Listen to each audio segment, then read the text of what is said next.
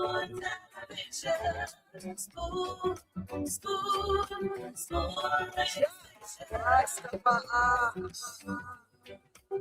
gonna tell you what is happening in Liberia.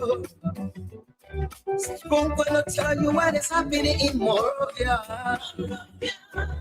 I'm gonna tell you what is happening in Africa. Just to spoon you and know. The children crying for salvation, just to spoon. You want to get a news update, my brother, to spoon. You want to know what is happening in Morocco, to spoon. Politicians want to make their decision, just to spoon. You want to know what happening in the ministry, to spoon. Yeah, to spoon. Yeah, to spoon. You from Bonjama, Maryland, to spoon. Yeah, to spoon. If you eat get congratulate my brother, to spoon. You got a spoon TV, you got a spoon radio, to spoon. Yeah, to spoon. You want to get a news update, to spoon. Yeah, Rastafari. Kilibamba, kilibamba, kilibamba. Kilibamba, kilibamba, kilibamba. What I want? Yes, what you got it. Spoon TV. Yes, what you got it. Spoon TV. Spoon TV. Give me the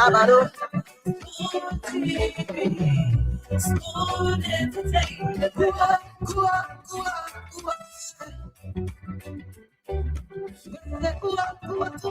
Go to there.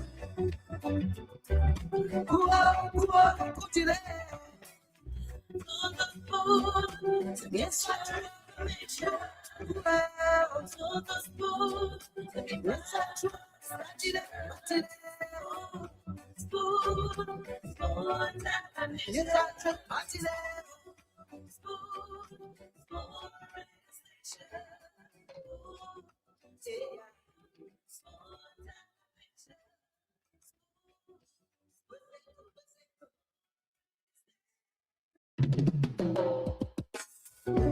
Yes, I, a special one from the CEO, stand coming with the spoon.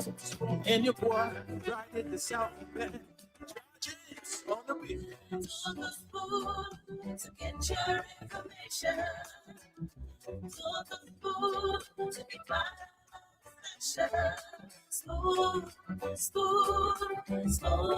television.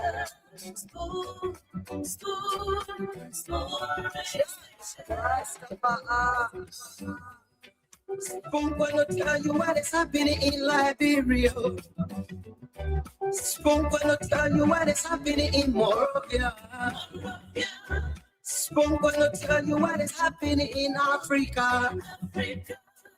Just to spoon you and know. The children crying for salvation, just to spoon. You want to get a news update, my brother, to spoon. You want to know what is happening in Morocco, to spoon. Politicians want to make their decision, just to spoon. You want to know what happening in the ministry, to spoon. Yeah, to spoon. Yeah, to spoon. You from Bonjama, Maryland, to spoon. Yeah, to spoon. If you eat get congratulate my brother, to spoon. You got a spoon TV, you got a spoon radio, to spoon. Yeah, to spoon. You want to get a news update, to spoon. Yeah, Rastafari. Kilibaba, kilibaba, kilibaba, kilibaba, kilibaba, kilibaba. What you want? Yes, what you got today? TV. Yes, what you got today?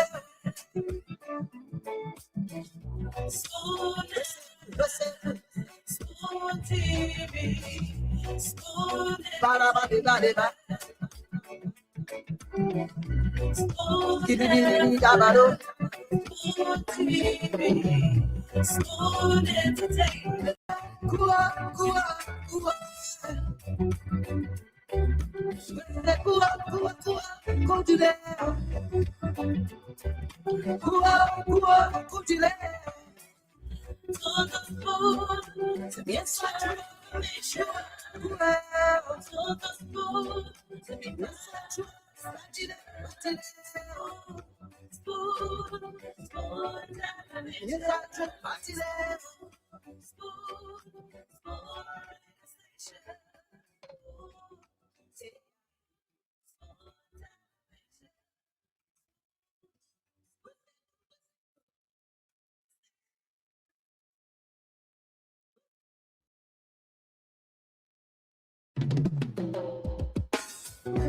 Yes, I, a special one. With the CEO, stand coming with the spoon. And your boy, on the phone to get your information. On the phone to get my spoon television.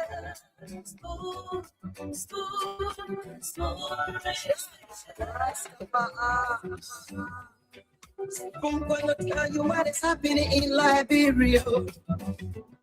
Spoon gonna tell you what is happening in Morovia. Spoon gonna tell you what is happening in Africa. Just to spoon, you just spoon you will know. The children crying for starvation, just to spoon. You want to get a news update, my brother, to spoon. You want to know what is happening, Moravia, to spoon. Politicians want to make their decision, just to spoon. You want to know what's happening in the ministry, to spoon. Yeah, to spoon. Yeah, to spoon. You from Bonjama, Maryland, to spoon. Yeah, to spoon. Every keep on crazy like my brother, to spoon. You got a spoon TV, you got a spoon radio, to spoon. Yeah, to spoon. You want to get a news update, to spoon. What? Yeah, Rastafari. Kilibaba, kilibaba, kilibaba. Kilibaba, kilibaba, kilibaba. What I want? Yes, what you got today? TV. Yes, what you got today? Spoon TV. Ba-da-ba-di-ba-di-ba. Skiddy-dee-dee-da-ba-do.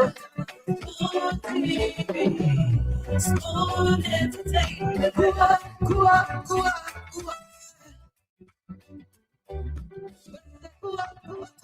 kutile. Kua, kutile.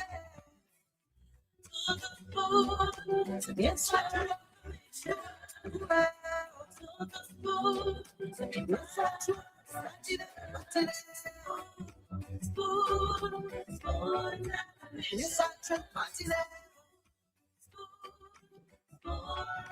the news update, my brother, to spoon. You want to know what is happening, Moravia, to spoon. Politicians want to make their decision, just to spoon.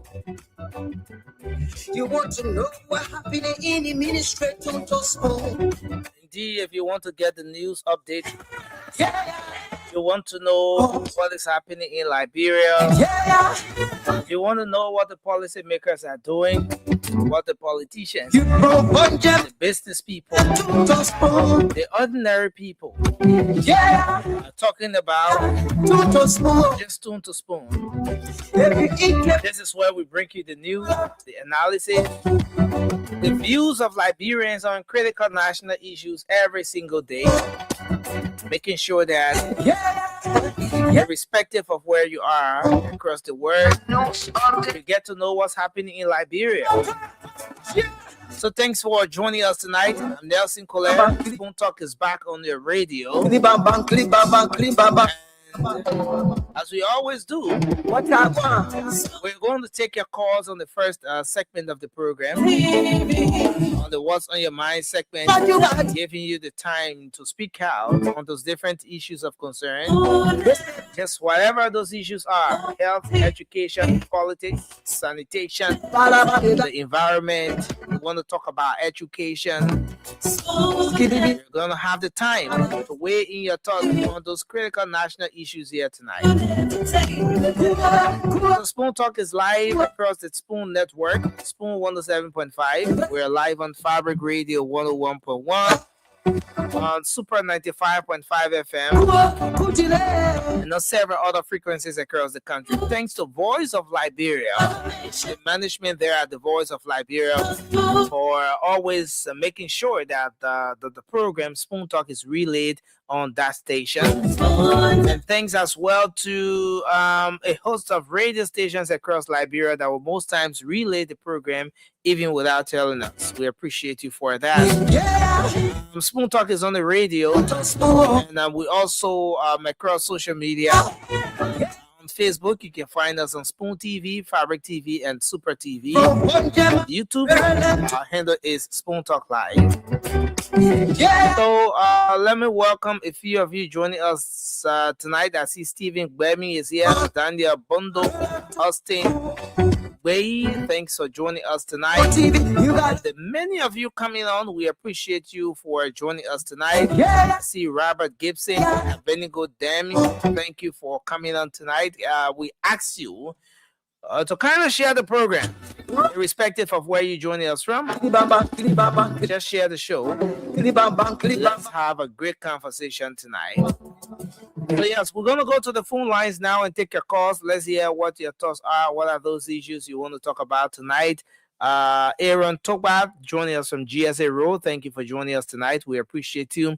I see Per Kimmel. Thanks for joining us as well, ma'am. You said you're joining from beautiful Atlanta. That's where you're joining the program from. We appreciate you tonight.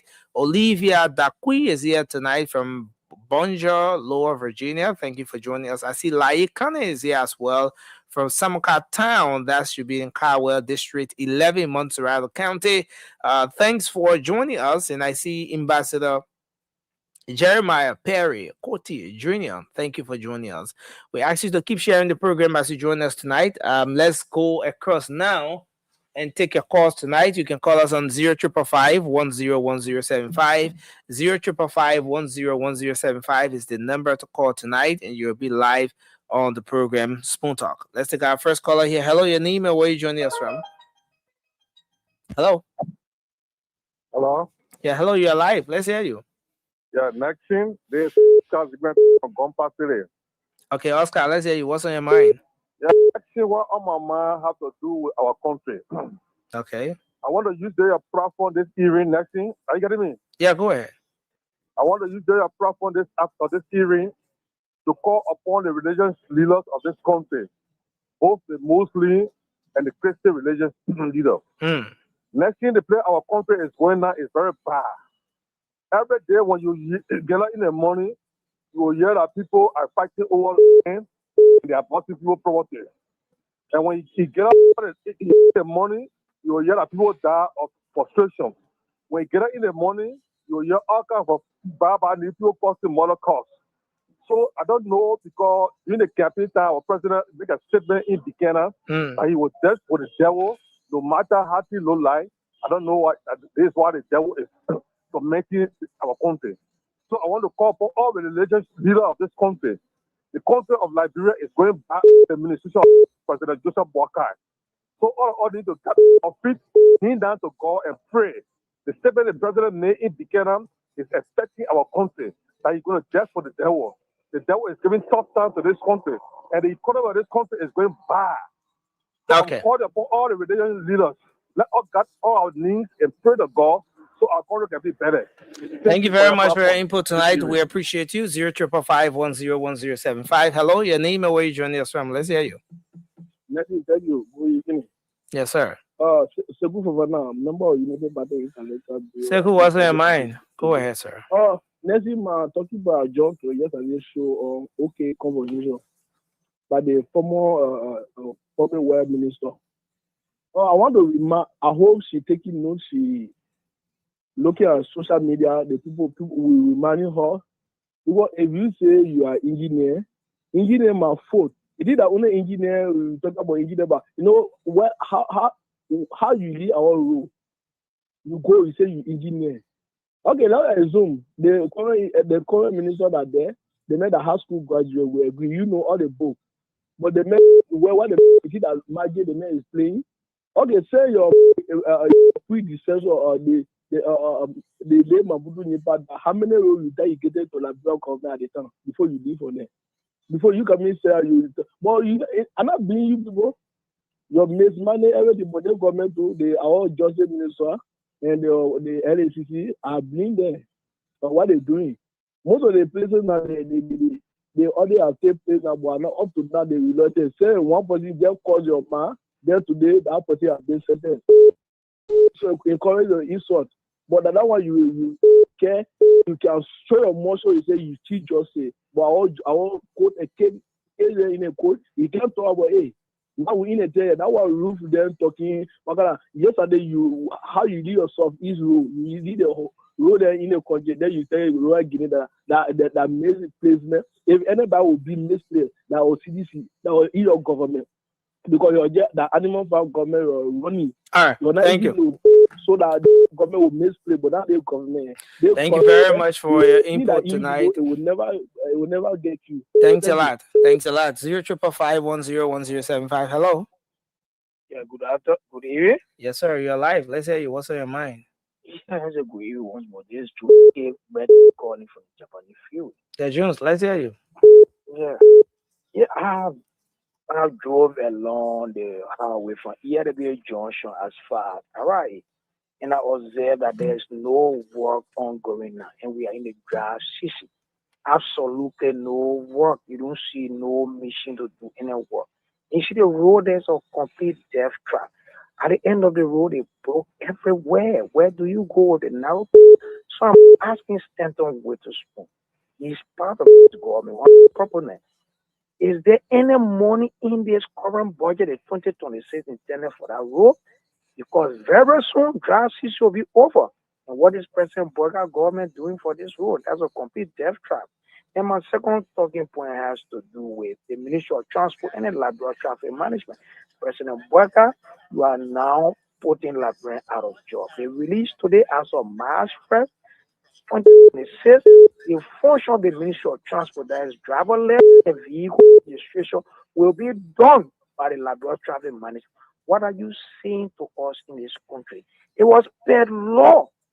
The Transport Ministry got that function. So if you want to strap it up, it should go to the national legislature. But here it is. You, President Burger, you have absolutely no respect for the national legislature because that's a regime national legislature. So therefore, you dare respect and do what you want to do. It should be true law. We cannot go to other country and concessionaire being on Liberia will take the function of the Lebanese people without going through the due process. We are calling President Burger. You spent 42 years. Is this the 42 years we are experiencing from you? Lawlessness. Thank you. Hello, your name and where you joining us from? Let's hear you. This person. Go ahead, you're live. Good evening. Yeah, go ahead. Let's hear you. This is Reverend William Wright calling from Atkinson. What's on your mind, sir? Well, I will always reflect my mind. What's on my mind is Atkinson. Our road condition here in Atkinson is one of the terrible things that we have ever seen. I don't know whether artisans have been cut off from Liberia. We can get for all the other roads in the interior part, people taking care of the other road, the president creating the other road, they making road a priority. But artisan road for Broadway through Clear Virginia, Marysville, artisan all to the Harrisburg side, no road. All in the interior part, no road. We can hardly get out of here. Can you imagine a dry season time? And no car can come with riding motorbike will come in artisan. And artisan is found in Liberia. What the people can come and look at artisan? So this is my concern. I will continue flagging out. I'm begging the COC and Stanton to please stop it for artisan. Let them look at artisan too. Please let him try to flag it out on his show about artisan. All right. Thank you. To come on the show and talk about artisan. Thank you for your input. Hello, your name and where you joining us from? Let's hear you. Yeah, hello, Nezin. Yeah, hello. Yeah, this is I call from the Peace Island. Yeah, go ahead. Let's hear you. Yeah, it's on my mind. I had to do really, PCC. Okay. Really, I mean, there's a data power right to the whole offender. When those guys, there, really, if I really jela, when somebody Rasi gave this thing. Wow, Rob President to, a guy who's not there, never, where to be really. But the part more people are there, they play this thing all the way going on our farm. So I can't ask him for our best man. Let him tell the guy list.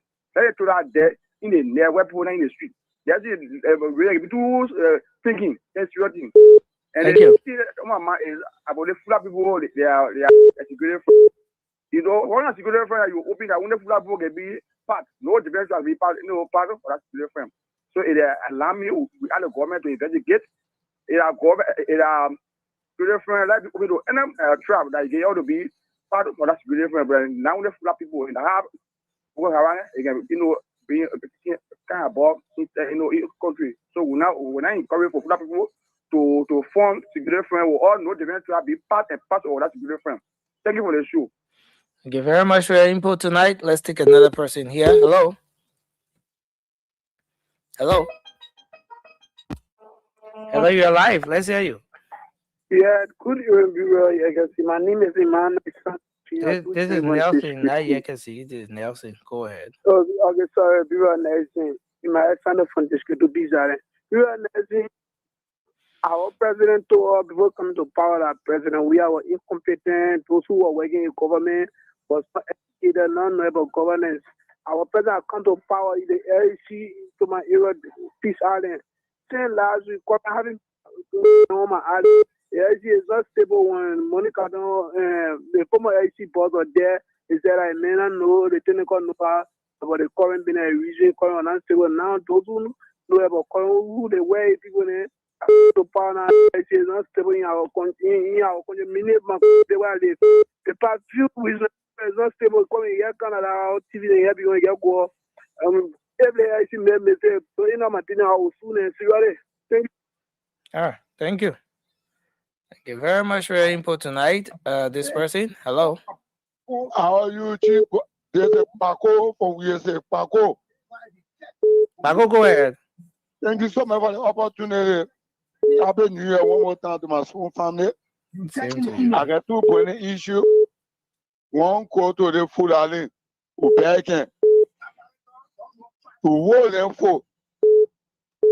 We are appealing to them. Who want to hear that in the country no more? And thank God to the PG and thank God to the Judicial Minister for begging. No one can contain our soldiers, no one can contain our police, no one can contain our immigration, nobody should contain our fire service. Enough is enough. Who want to hear no more? Don't do the one in the country. Please, we beg you to put that in. Go for tomorrow, go for your file, your influence, go protect the country, and to the public world minister, the former public world minister, please, we beg you, you have to leave a country that nowhere where the country was. I can leave for here now, I go my country, I come out the same day.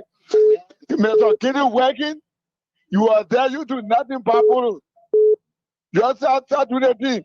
So the country will be fair with the country, to our resources, and helping mortgage all the people. Then I put your right in my country, the country, take one country again, my people. Take one country again. That's it for that.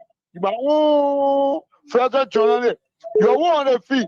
See the good where they comment with. See the wire please. See the NTA. Yellow machine coming. When your partner will take country again for Joe Parker. Eh? The question about the decision. What your part? You have to build a station, of course, you want it. Causing. You are deviating. You are paying our call. One of your session shows the eerie. They're coming up. We're cutting people. I said, you cannot pay the country. They call it whatever Liberia. For the money people up. The women working, Chopaka working. That will happen in the United Party. What Chopaka do wrong, we the United Party, we can tell our United the truth. We get our report. We get our place. Thank you. What your party take country again? See. Thank you very much for your input. Let's hear you there. Hello, your name and where you call from. Let's hear you. Thank you very much, Brother Nelson. My name is Isaac S. Mobo, and I join for district number 12 to be precisely Stephen Thomas Double Island. Isaac, go ahead. Let's hear you. Yeah, what on my mind is that the crime of that lady who her son was sodomized by the NSA guy there. That much, can you imagine them crying that they say, says the government being informed about that case, that there have been no interventions like help to that child. She's crying. There's allegations that they said they want to take the man out of the country to carry somewhere else, where that little child is bleeding, is suffering for nothing. Can you imagine a woman crying today, calling upon the government to help because she's going on a serious thing that she get because she's a single mother. Can you imagine? No help from the government. What said she's been in the hospital according to her. Hearing she said one lady from school there and the lady went and jailed with some people that she knew. But the government has not given nothing to that woman. She tried and two again now on my mind is the issues about both countries. The hammer rate there, both countries is getting too much. So that's why the bunkies are calling on their lawmaker, particularly District 5 Swakubo, using quality. So please go and at least the government can try because if the people are not safe, I think this government would make them come back to 2029. Definitely because the hammer rate, the ritualistic killing is going on in both countries too much. Yeah. Thank you for your input. Hello, your name and where you calling from? Let's hear you. Sorry. Good evening. Yeah, good evening. Go ahead. This is Pascal Davis. Yeah, Pascal, let's hear you. You know, oh man, I can be missing the English way. I know that PC or that Q. You know, look, there's serious people here in serious country try to make sense here. Not being loquacious, yeah, kind talk pata and tapata. My man, Pascal Toyo, forget the people who speaking English, we'll man. Somebody just attack us and say we get have luck. I was trying to even understand why they were speaking English. Look, President Bouaka has been asked to read in state that Chris Dupayan is supposed to be a headline on your news. Have you read that to the public? You believe now that this government and president is very reckless in their action and lawless? Have you told the people that the Supreme Court says he should return to status quo? Nelson? Have you done that? Pascal, you want to make your point, sir? No, I'm making my point. It's supposed to be a news. No, but Pascal, you don't run the electoral policy here. You don't dictate our headlines or what have you. We provide every single person the opportunity to have the say, and you just go ahead and have your say, Pascal. If this kind of news here is not, and I mean, it's not part of your editorial mandate, then I'm wondering because the president has broken the laws of the country. The government has done that. Now that they were in returning position, but somebody went to court and the Supreme Court has ruled asking the government to reinstate. Not only that, this government is involved with raping people, sodomizing young children. People are crying in the hospital and somebody is is carelessly asking what we're coming back for. You might be insane. You must be inanimate. Something must be in your head. You must have taken something strong that caged you to ask what we're coming back for. With all of what is happening, training their own security. And you come back, you bring your door set on the media and ask what we're coming so back for. Pascal, we're not going there. You don't insult others while making a point. You have the opportunity to call in, just make a point. All right. The John Brown thinks that is brown. If you think it's white, say it's white. But let's address every single person here with some level of respect. I'm finishing your late morning, Mama. Go ahead. Let's hear you. How you doing? Yeah, fine. It's good to have you. My name is Kevin I'm calling from Red Line. Let's hear you. What my mind even is, I can always notice something to our side. So which side? On my way going home, I almost think of village. But every time we have a serial how to call it, the calling can go. So it's like the person who controlling the thing of village side, the opposition to me or to feedback. We have my dripping again today, we're washing again. And what calling just go that kind of way. I can always notice it. For what so we can feel bad about the government. So like one thing that on your mind there. That one on my mind. The second one I open. They full of people that will be in our country doing the kind of thing. Today I saw a bar. The insult a big horse. Or the man showing them the other man on the motor bar. As long as he noticed that man showing he run inside with the motor bar, they close the gate. What they doing in our big horse? Our police people are to stand for all in the country because what happening now, it will not stand tomorrow when we say that some Liberians say they're not good. When the other people telling, police people must try to go there, they must try to handle them. Other people there, you the people, man. The people there that are Ramadan, those particular people are their country before that they are Ramadan, they can't be in the country like this. In our hand, the way we in peace, we want for our country to be in peace, we begin. If that's what they come and do, then they try and go to their home where they're coming from. Now I make it up to the time they get how they get citizenship because we know them. We not want party in the country. There are some fools who are citizens though. Yeah. There's some citizens, but we know who they're citizens. The real citizens, they can say the truth. We saw their comment and some saying Muslim, but the way the people behave, myself and now they saying it. Okay. Thank you. Thank you for your input tonight. 0555-101075. Hello, your name and where you calling from? Let's hear you. You are live, sir. Yeah, go ahead. Yeah, what is on my mind is the issue of the Fulani security they are talking about. My fear now is I'm from Grand Jere, from the southeast. We are already facing problems with the Burkina Faso. We don't know the people background. As they fall in our country a few years from now, if we are not careful, we'll face religious war. We may not be our time, but our children will feel they are coming. They are coming. Some of them coming as business people, but they have hidden agenda. Okay. Right now, the Southeast is occupied with Burkina Faso. We don't know the differences between the Marinke, the Fulani, different tribes from the north that are causing problems. They are coming to all West Africa. Nigeria is already facing problems. The government looking to they should not say, that Ramadan security. I don't believe in that. Thank you. Thank you for your input. Hello. Hello. Yeah, hello, you're live. Let's hear you. Yeah, good evening, everybody. Good evening. It's good to have you on.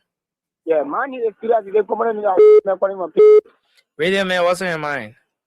Yeah,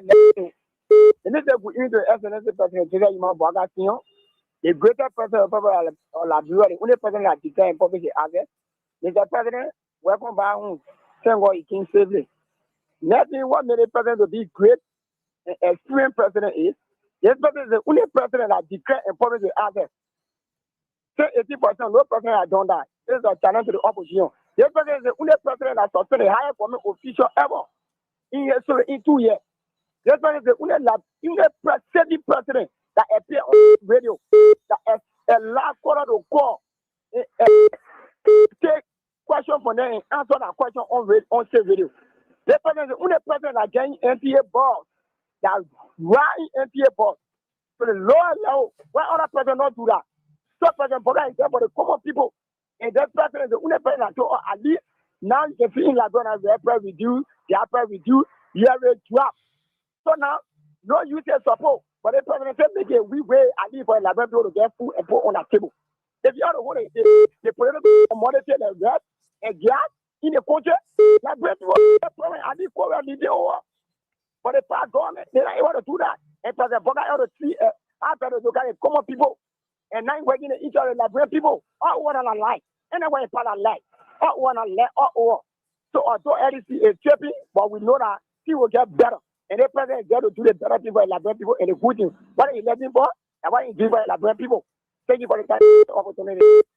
Thank you very much for your input tonight. Let's take this call here. Hello, you're live. Your name and where you calling from, man? Let's hear you. Hello. Hello. Yeah, hello, man. You live on the show. Let's hear you. Yeah, I'm calling from Maryland. Okay. What's on your mind? Yeah. Listen. We what on my mind for the Fulani people. The people then you're not even born yet, my son. Those people, they are business people. They used to come here, business when they want more, 2 more, they go and send for their women and they bring their women in. They born their children in. They're not responsible. They can't force on to get installation. Say by bringing war. Nobody more lie to you. Say they poor citizens. Their children and where they born here, they bring their they born their American. For the citizenship, they don't give people, they can control the citizens, they can control the citizenship. So those people, then they are terrible people. Nobody must say, people, they are good people, they are terrible people. They're not citizens, they can force the citizens to do what they don't want to do. But will you agree that there are some good Fulani people as well? There are some good Fulanis. There are some decent Fulanis too.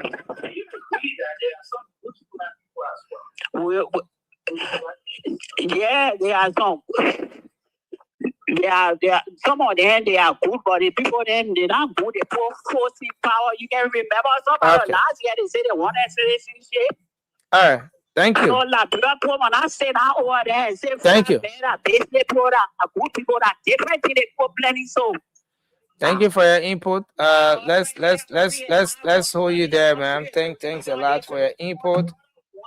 We appreciate you, man. Thanks a lot for your input. You know, but at the end of the day,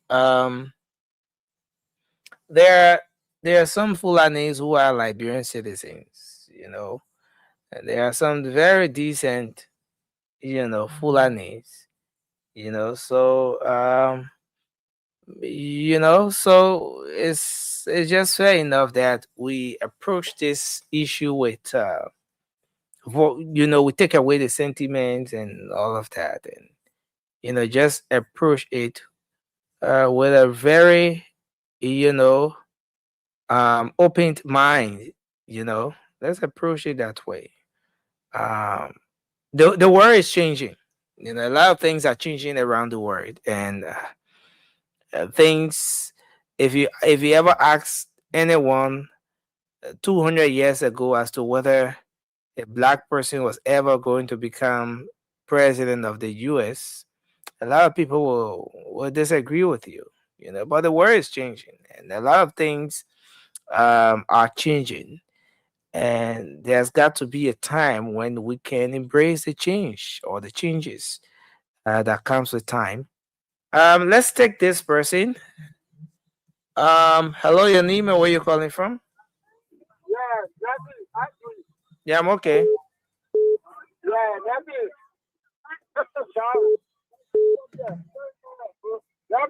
Hello? You are live on the show, Darius. Yeah, thank you so much for the show. You are not live here from the WhatsApp line. Just hold on. I got you. Yassin, how are you? Hello? From it, go ahead. Go ahead. You are live. Oh, okay. Thank you so much for the time. Especially always I'm coming on the show. So get a lot of people, they keep on letting I need to know. That's the one I get. Come on, get it. Hello.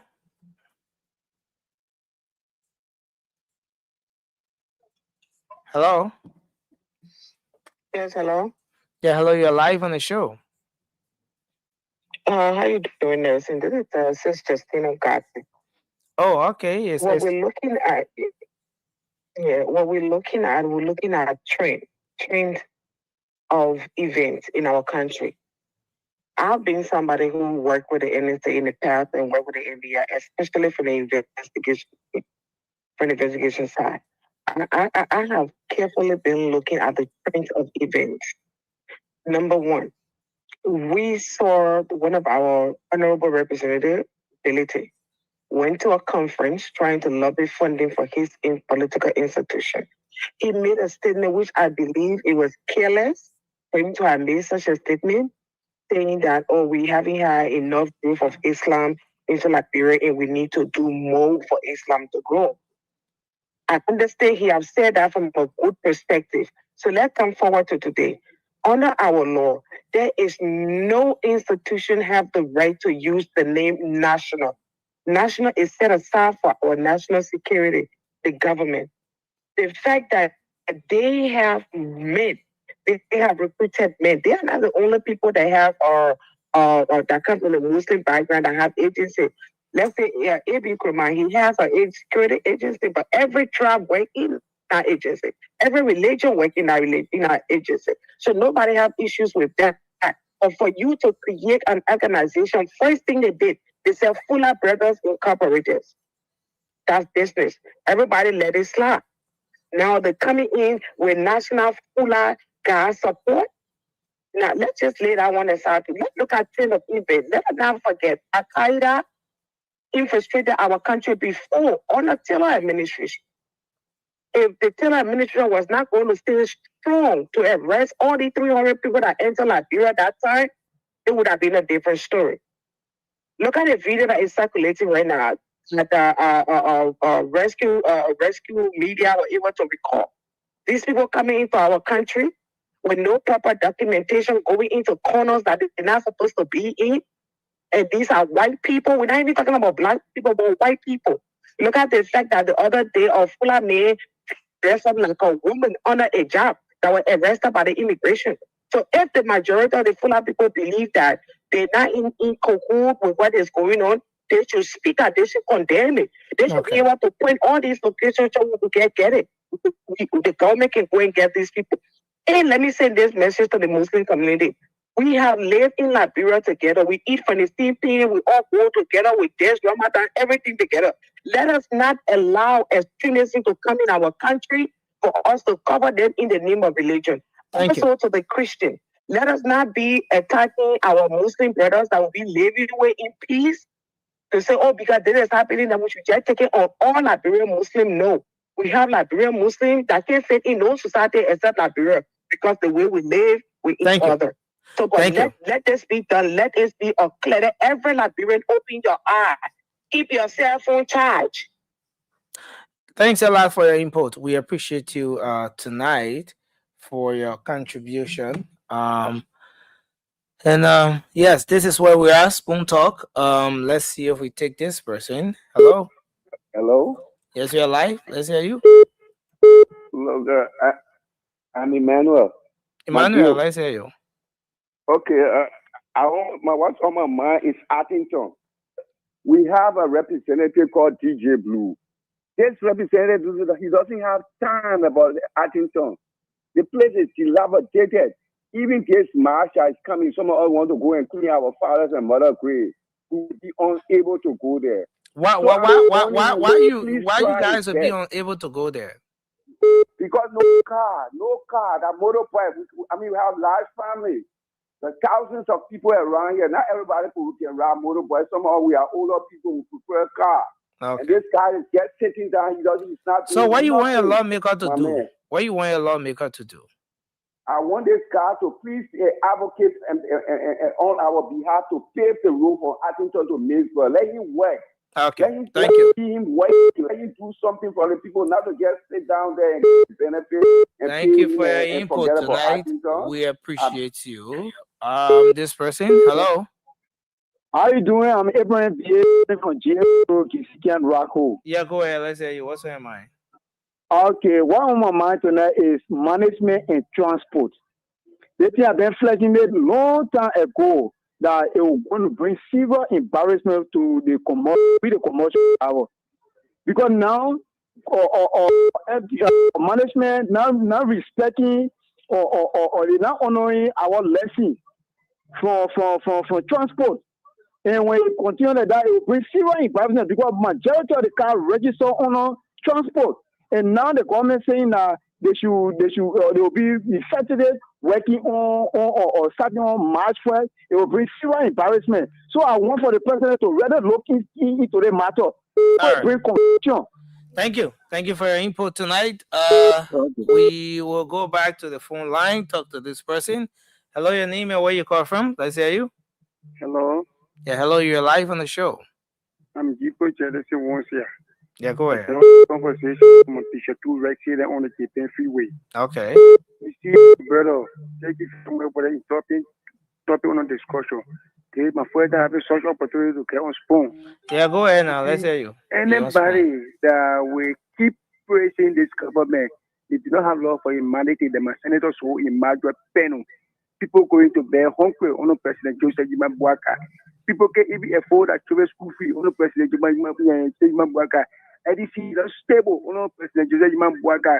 Then my own Senator Penal, so imagine keep praising this government. When you want to celebrate, people have love for Liberia. For that reason, we get for him 2029.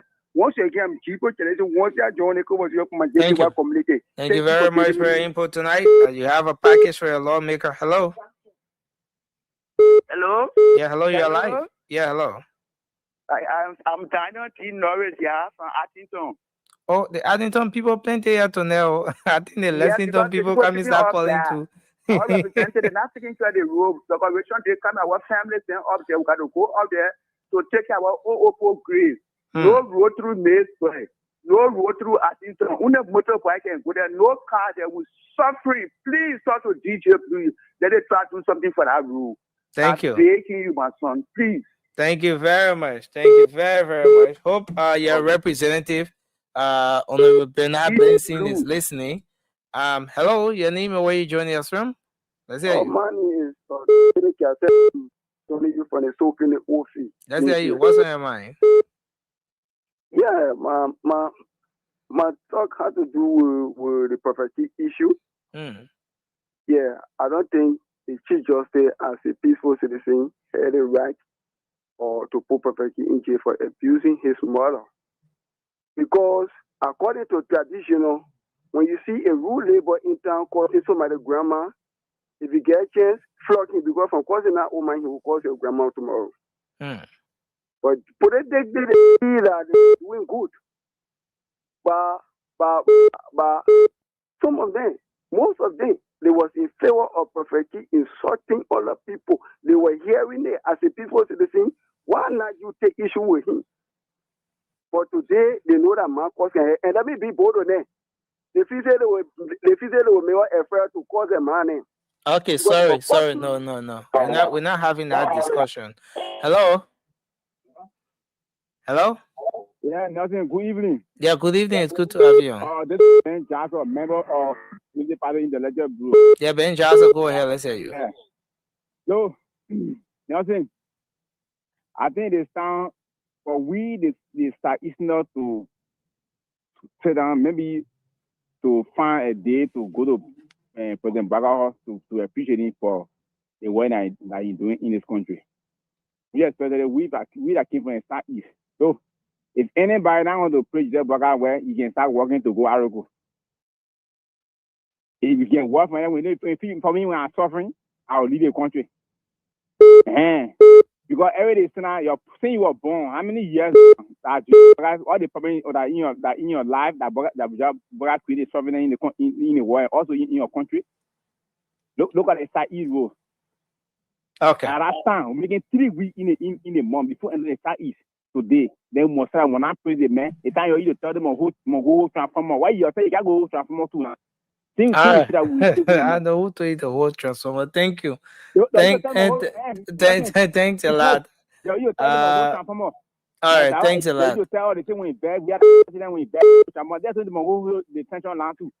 right, thank you. Nobody holding tension line. We'll watch the whole thing play. Hello, let's hear you. Thank you. I'm Avi Johnson calling from Tupo, the chairperson for the Concerned Librarian for Justice. Yeah, go ahead. Let's hear you. The first thing on my mind is the issue with the rape in the country. First of Brian get raped, the government went and cleared him out. Another guy went and raped 14-year-old again from Agriculture Ministry. We know how that case go.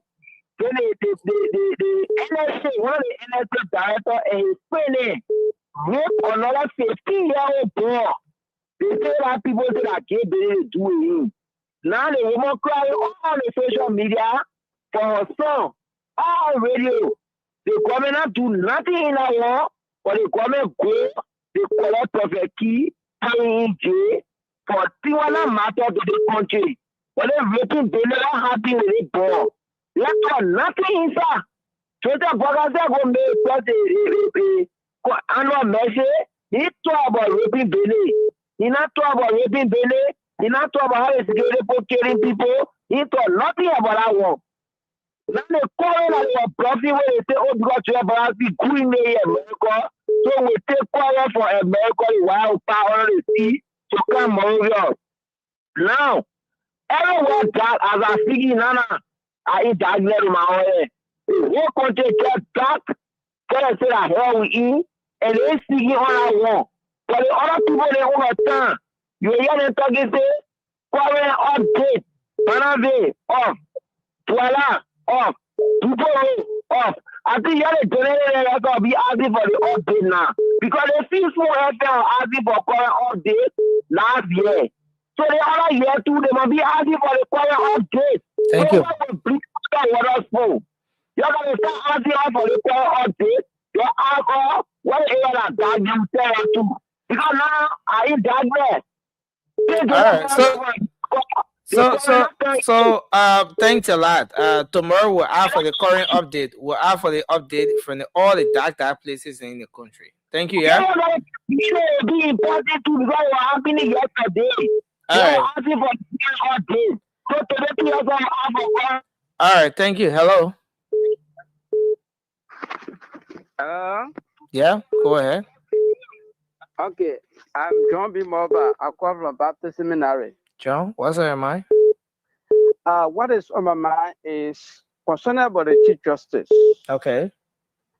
The first thing, the Chief Justice abuse and violate the Constitution of the Republic of Liberia.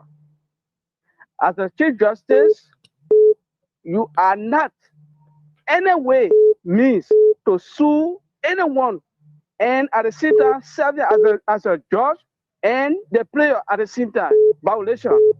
Then the Chief Justice again abuse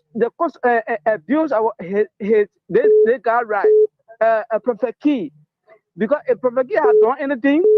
I expected for him now to go and file lawsuit against it in the lower court, not the Supreme Court, because the Supreme Court is the final arbiters of the land. But he had not come to understand that Supreme Court is the final arbiter. He taking Supreme Court to be a court that he has authority over, and Supreme Court is not for him, it's for the Liberian people.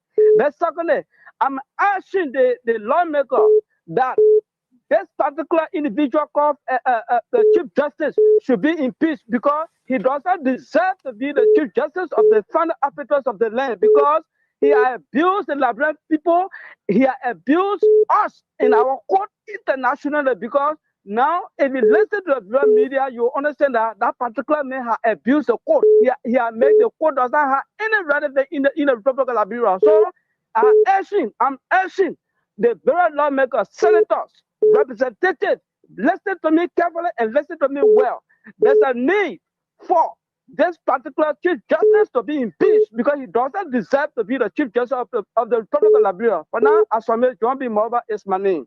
All right, thank you, John B. Mova. Thanks a lot for your input. Hello. Thank you. Hello. Hello, you're live on the show. Let's hear you. Hey, Messi, Simbo. Good evening. Yes, sir. Good evening. Yeah, I'm good, Richie. Calling you from Segre Bay, Nimagande. Come again? I said my name is Uncle Richie. I'm calling you from Segre Bay, Nimagande. Okay, Uncle Richard, go ahead. Let's hear you. What's on your mind?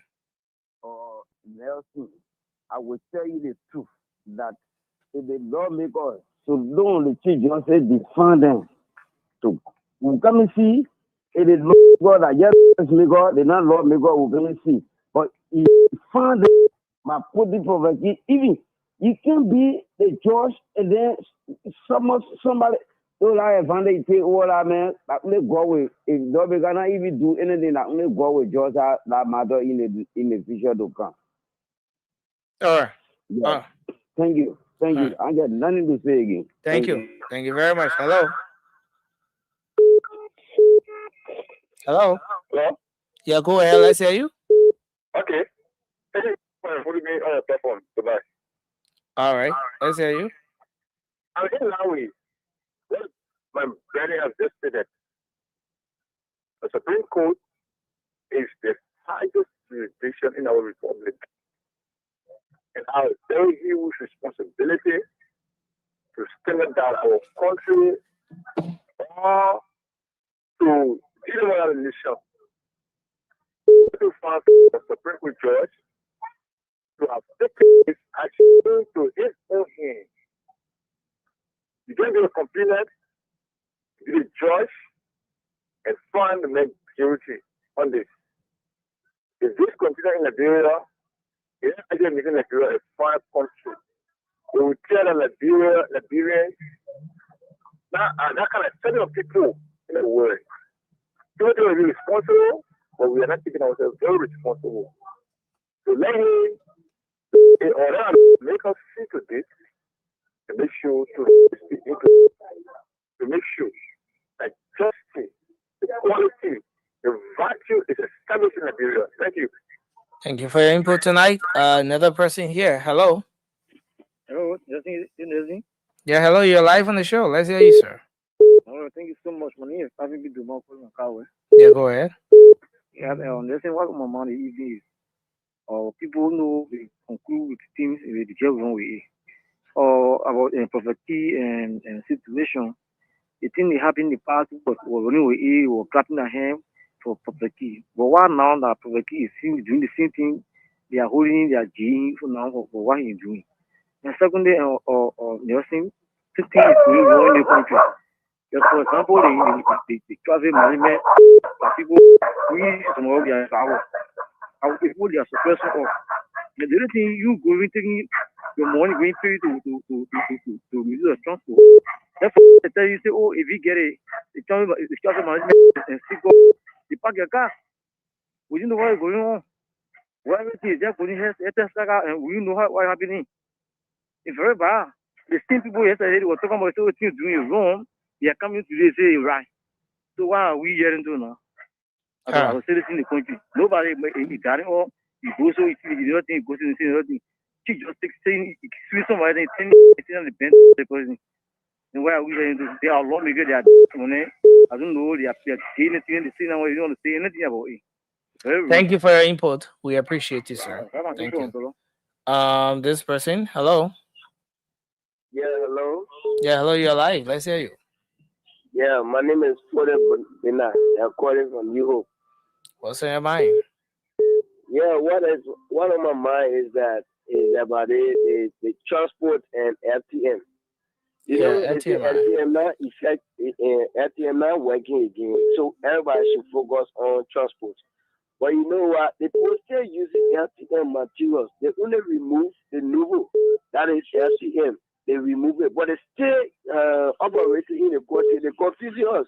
The police are still behind us, going out keke. They putting on the truck, carrying to LTM office. Then why they say that LTM is not operating, that trustworthy? Go to trustworthy, you show your document to the police. They say no, it's not trustworthy. They honor it. So yeah, the government come on and make it clear for us, but now we don't understand anything that's going on when it comes to the trust. Okay, so just keep listening to the show. There are some updates on that. Keep listening to the show. All right. They stepping us, continue using the Yeah, so that's what I'm saying. they only remove the logo. That's all. But LTM still operating. That's what I'm saying, sir. Just keep listening to the show. There are some updates. There are some updates coming up with respect to that. Thank you. Hello. Hello. Yeah, hello. You're live. Let's hear you. For me, country, I'm maybe Wasi. You say what's her name? Mary Wasi. Mary Wasing. Yes, sir. Okay. Mary Wasing, what's in your mind? In my mind, I really ask you to tell you to speak to the government to go after the passport because we have to here. Or was it? I guess you go because they want. Your line very bad though. Your line breaking. I said, yeah. I ask you to chill. To be asked the government to go after the marshal because they made me up for me country. The marshal? The watch forum, Oh, okay, the watch forum. Yeah, okay. They pay that for this year when they do it. They do to me when they're asking for the government to do something. All right, thank you. Thank you. Thank you very much for your input. When anyone say the country in the house or no coming in the country, let the family let it go in the bush to go suffer. To go talk with me. All right, thank you. Thank you very much. I see the CEO has joined us. CEO, welcome to the show. Nelson, what's up? How you doing, Nelson? Yes, sir. I'm doing good. The woman said you should ask me what? What is she saying though? She said she wants you to please talk to the government to support the watch forum in some other ways because the watch forum is really helping them to provide security for them where the national security is not around, to protect their communities and all of that. Yeah. What do you call the watch forum? The watch forum is a team comprising of community dwellers, predominantly the young people in the community, and they come together to provide security. Something like what we have, like vigilante, something like that. Yeah. Oh, okay. Yeah. Wow. The half hour, Oh yeah, the watch forum. I think it's in so many different community, right? It's like different. Yeah. That's good. The last time I remember, I remember when we went to Maryland County, they had a very good number of them in Maryland County, in River G as well. In Green G there too, you have a very good number of the community watch forum guys there. So yeah, they're in almost all of the county. So what I should do about that? What actually? They all might want for you to talk to the government, for the government to be supporting the people in some other ways. Maybe that project coming on now. Maybe you come and talk to maybe that project coming on now. Maybe you come and talk to the finance minister to help put their own budget. Including the finance minister, the finance minister. Huh? And I admit, nah, man, I'm a man. I make it now be my man. That's it. To make it now be my man. I'm my man. What? No. No. We gotta change that, man. I'm proceeding correctly. We gotta change that. Like I said, if they keep that man there, he on your own. But that's how you know me now. That man, he's not proceeding correctly. He's, I mean, it's not helping though. It's not helping, seriously. So, but not a business. You want me to talk about Gafwan? I don't talk about Gafwan, man. Leave me alone. No, I mean, I was just suggesting, Suggesting what? You want me to talk about Gafwan? I can't talk about No. Gafwan. The Oman want you to talk about Wash Forum. So, I'm keeping everything later to talk about Gafwan later on. I'm adding them up. But I'm too. Gafwan got to be truthful to the Liberian people. You see, I keep on the show quietly. You won't tell me with Gafwan. If I talk about Gafwan, then you will get bad. Just leave me alone. That's the issue. So the minister. No, Baba, you can skip the minister conversation. I think you wanted to talk some other things about the country, the Liberian people, and the good things that are happening in the country. No, but you brought the minister up. So let's talk about Gafwan. Let's talk about how you blessing up the country. Today. The Senate Congratulations to her. I'm talking about man. But who told you that it wasn't going to confirm her? Who told you that it wasn't going to confirm? Anybody lied to you? The issue that people have their own personal issue with her. She behaved like an immature juvenile. That's the issue. So Joseph Boyga get trusting her and get her the job. That's not personal Boyga business. You getting me, Nancy? So why your other news? You said the Senate confirmed her. Hey, congratulations to her. Hey, she's the minister of youth and sport. What she would do? Listen, it's not. Listen, who rather you want me to talk about today? Because I know that you're beating around the bush here and there. Who you want me to talk about, Nancy? No, I mean you already have the talking points. Let me forget it. Let me reset. No, don't forget it. Are you trying to create a problem? Don't be scared, my man. Talk about it. You're scared. When we go to the line, I ask the people who they want us to talk about today. They will tell me, but it look like you're the reporter, you're scared, and we don't have all day, I don't want to talk about Gafwan. You forced me to talk about Gafwan. I really don't want to talk about Gafwan. But I thought we skipped that the finance minister conversation. Yeah, we skipped finance minister. The men are eating the people money in the country and just creating problems. You say we skip. Well, he said we skip finance minister. I mean, my own, I can say like I see it though. My God and my Lord. Wait. Is this a ghost? Who the person got me on? Jefferson chasing. Is this a ghost? I mean, where have you been, bro? I thought you followed your man. I forgot. I was trying to delete you from our chat room for you to follow Aquarius Gray. To go where?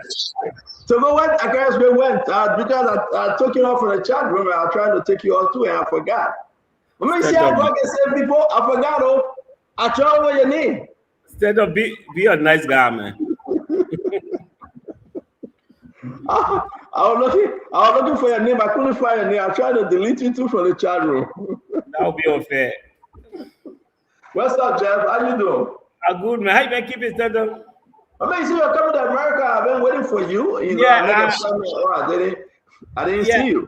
I had to go to Europe. Then I had to come back. There's a lot of stuff happening here. You went Europe and you didn't tell us, my man? My man, hustling now, but so. I respect your hustle, my man. I wish you God's blessing. Yeah. I wish you luck, you and the family. You stay pushing, you stay kicking. Yeah.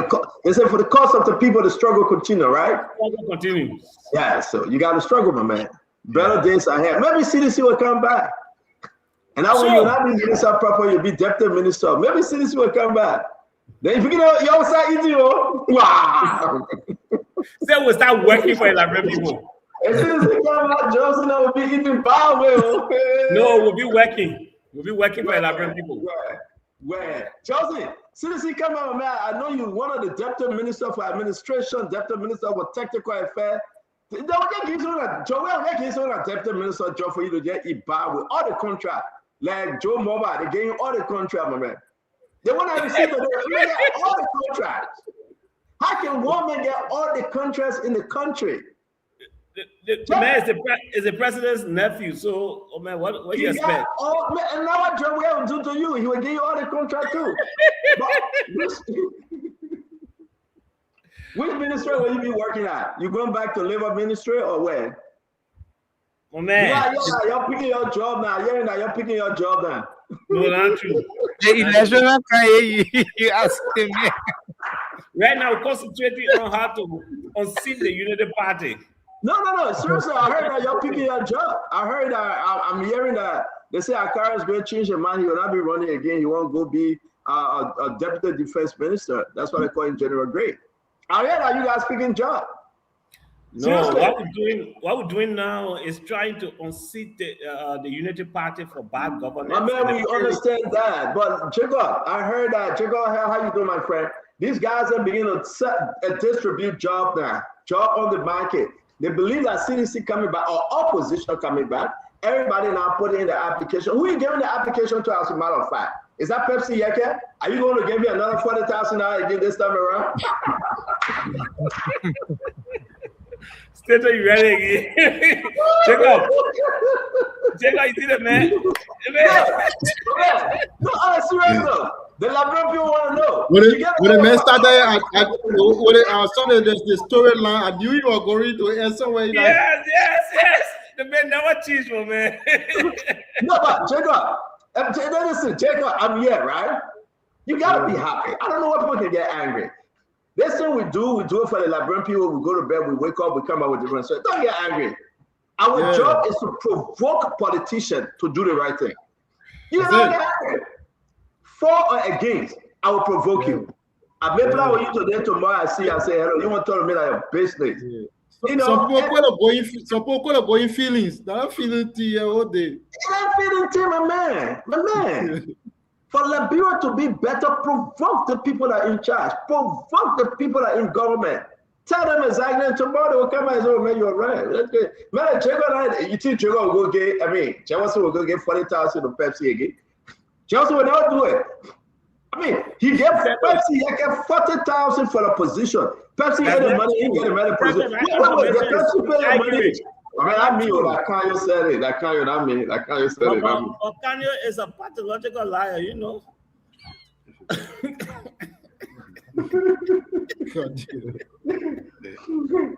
Man, good to see you, man, Jeff. It's good to see you. Yeah, man. I miss you guys. I miss the show. I'm happy, and I got my styling too, Stanton. So I see you showing the fresh money. Oh yeah, my man. What are you talking? Who paying for it though? That CDC paying for it? No, I pay for it myself. The monthly subscription at CDC, right? No, I pay for it myself. Is that styling you get to Jacob? You got styling? Yeah, that's styling. Jacob up already for a phone. Musa Bede again? No, I beg you, No, Musa Bede bought. But you know the end that's my fault, Jacob. Jeff. Musa Bede bought generator and styling for Jacob. Oh man, I said, I broadcasting from space. Yeah, Starlink. Yeah.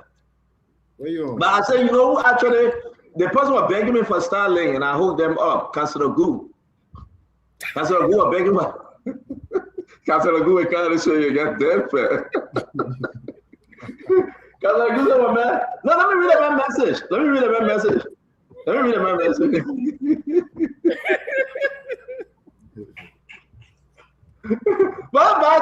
the person of man, Starlink expensive. Can you help me? I said, yeah. I redirected him to somebody, and they will be hooking and styling up tomorrow. That about it. Yeah. They work for the council. Yeah, that, and then he needs seriously a lot of money. The brother can.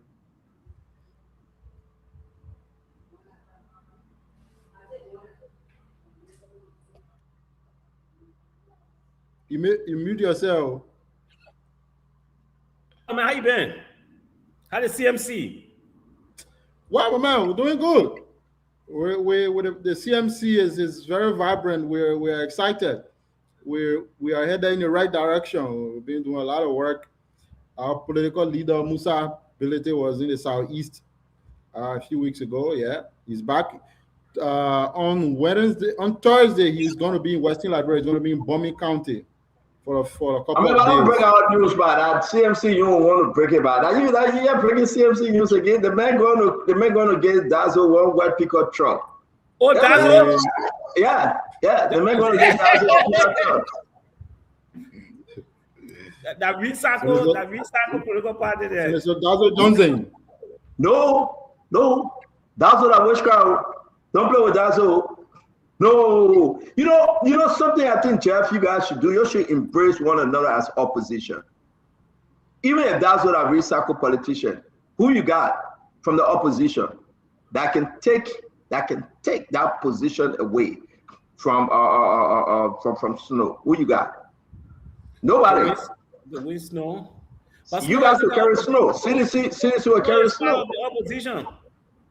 That's what I'm saying. CDC will support Snow if you're running in that country, right? But then if that be the case, then put Musa in a bad position because Musa cannot send somebody against Snow. So that's what confused me about CMC position in bombing. Check up, you gotta help us. I'm confused. CMC cannot put a candidate against Musa because it's that Musa is a godfather to CMC. And the CMC, they consider Edward Snow as their own. How can you put Dazzle against Edward Snow? You guys got to watch this, man. What's going on here? Edward Snow is a key member of the opposition. Exactly. So, but Jacob, talk to us now. What's the game plan here? Are you seriously trying to unseat Snow? Listen now. If everybody go against Snow, go against you, though. Let me get that announcement right now. Certain individuals are running. No, seriously. If you run against Snow, then I will take a position against you. No, but myself, Snow and my friends. People will not like what I'm about to say. People will not like what I'm about to say also, right? No, let me keep this one because that person stay making me first, right? I will hold that one close to my chest. But Snow, I must tell you something.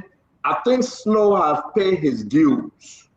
And I think if he running in River G, are going to stay in Bombing County, I think he will win. So CMC got to have a different game plan here, bro. Talk to us. No, I mean at this point, first of all, Snow is a very valuable friend. I mean personally, he's a friend, and then of course he's also a friend to our political leader. Not only a friend, but in fact their friendship go beyond that. They're brothers for many years. So, and of course, Dazzle, is also involved with the CMC as far as I know. So 2029, it's still a few years off the pace. So we'll see how things evolve. But I know that at the end of the day, whatever decision we arrive at is going to be the best interest of everyone involved. Snow is a dear friend. No. We don't do that. We don't do that. Jeff, we don't do that. That collector right there. If we be open, tell us. No, that kind of talk. So you got guys that want to come back. Don't play us with lecture. Whatever decision we come to, no. If Snow running, you got to strike a deal. Tell Snow, man, go to River G. Let take this county on a Dazzle. But if Snow stay in Bombing County, I think that would be a political conflict. Jeff, you don't think so? CMC got to take a position here. But I don't think, Stanton, this opposition will be a very organized opposition. I don't think CMC will feel a candidate against Snow in Bombing County if and only if Snow is running in Bombing. We want to have a strong opposition bloc where we support each other and ensure that the Unity Party is taking all of on the head of the ordinary Liberians. So to do that, we need to have very strong opposition and supportive of each other. So I'm not too sure. I don't think Musa will want to feed a candidate to unseat his friend, Brother Snow, in Bombing County. I don't think that will happen. I don't think that will happen. I think Musa will rather campaign for Snow in Bombing County to ensure that Snow get re-elected to remain a vibrant senator in Bombing County. If Snow decides to run in River Cess, I'm sure the CMC will also support Snow in River Cess, because Snow is a vibrant member of the opposition bloc. I don't know, Joker. I don't think you have a different idea. Let me say something to you before Jacob comes. Let me say something to you before Jacob comes. Jefferson, are you pushing this, that what you're saying, if it is true, then CMC is lying to Dazzle. I want you to speak on it before Jacob kindly. No, but I don't think Dazzle is going to CMC because he wants to run on a CMC ticket in bombing to unseat Snow. I don't think that's the narrative. Except Jacob gets something otherwise to say about that. Yeah, that's exactly what Dazzle said on the show. Dazzle said that on talk. Yeah, that's no, but listen now, Stanton. First of all, you have to understand that. I mean, you know that so well. This is a political process. Of course, there will be a lot of moving parts, you know, by 2020, like Jeff said, and even like our political leaders have said, we're kind of committed to a collaboration opposition coalition. We're open to that possibility. So we're moving to 2029. A lot of things are possible. Things are moving. Things are shifting here and there. So, but one thing I can say for sure, the Musa ability, I know I can say for sure as a party, CMC, we will do everything possible not to create any conflict in the situation because Pope is an important ally to us, and Dazzle Johnson is also an important ally to us as a party, and we're happy to have. We are proud of our relationship with both individuals, and we will exert leadership. Musa ability will exert the required leadership to ensure that we don't have any kind of crossfire or conflict in the situation in Nimba. I respect that, and I know you guys would do that. I respect that, but I think Musa got to balance this thing out because this is the best thing we can do so far, or you guys can do so far. I'm on the fence. I'm a Snow guy. Let me announce it. Maybe Snow death. Maybe Snow made me vex tomorrow. Then I would turn against him. Jacob, I'll be serious. I mean, politics is interest.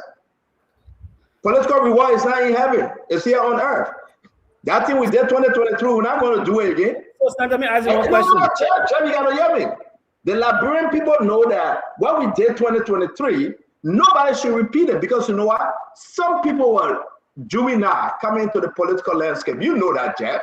This is our first major win, right? So right now, everybody are open, clear. Some people that are causing my cause, they're eating today. And some people that are in the poo-poo water, they're not eating. So you gotta understand, no. Nelson, come on, we'll go to the front line. When you're done, Nelson will come on.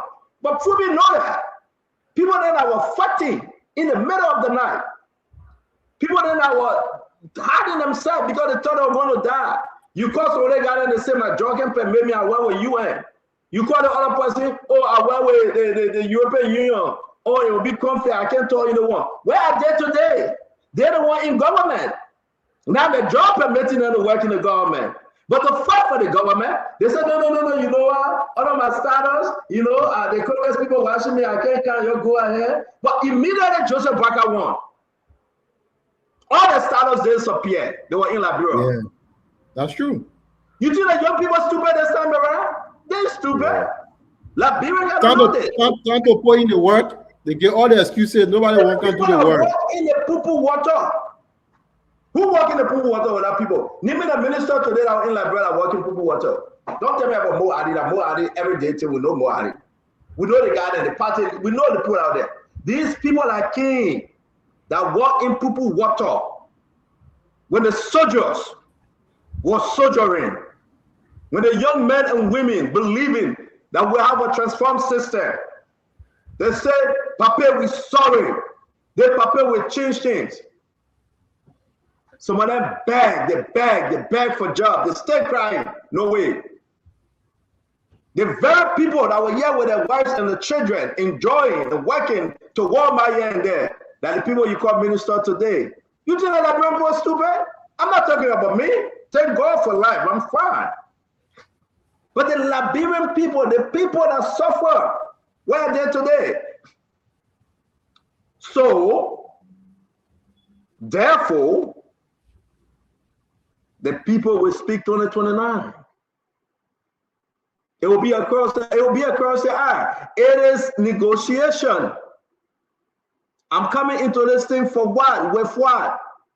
That Liberia will get better. Nobody want to sit on the fence again and say maybe, probably. How can you get a political leader saying I'm chilling now the people fighting at the bar? They put say yeah, they made president and you forget about them. It should be about the people. So that's what Johnson is fighting because he wanted to be about him. It will not be about maybe. Any politician come to you and say maybe, you know that it's scamming you. No, maybe you don't want. Clear.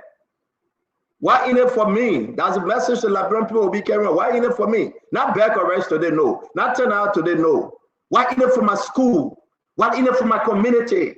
Why in it for JFK? Why in it for redemption? Why in it for 14 military hospital? The people want to know, why in it will you give us another judge that will be corrupt? Will you give us another lawmaker that will only be concerned about himself? No.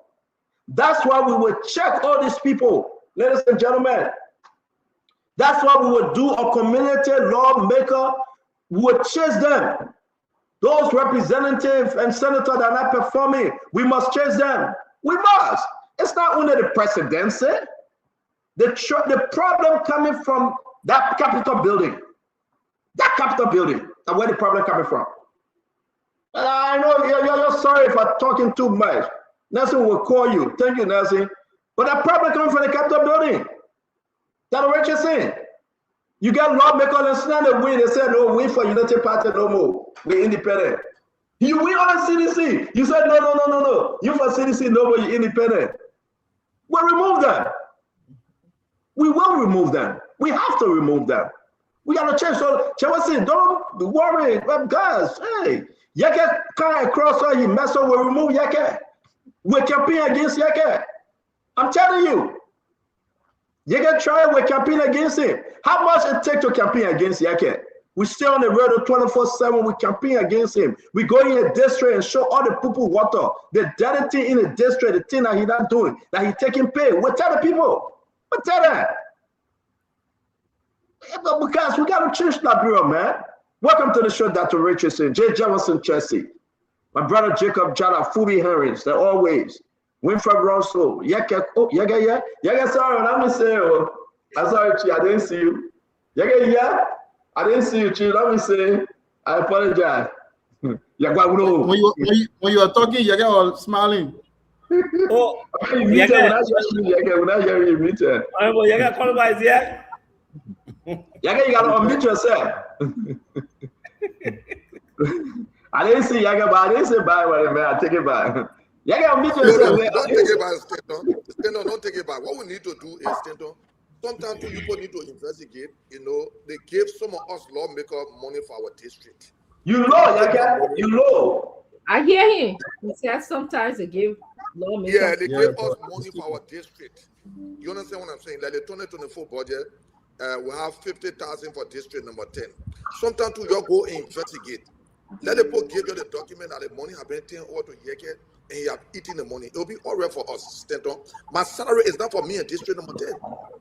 There is money in the budget for district number 10. If you can't give me the money to do what I'm supposed to do, I'm going to take my salary, my $5,000 salary to build road in my district. No, Stenton, the money is there. It's because of some of our credits and I refuse to give out the money. And Stenton, I challenge you, I challenge everybody on the show to go to Legis. Let them give you put a record that they not give me $5 for district number 10. If you break that record that they not give me $5 for district number 10, make it public. I will come on a public media and resign as representative. So, Sergeant, just one question. You can only show as a guest or as a panelist because I don't want to be holding contempt.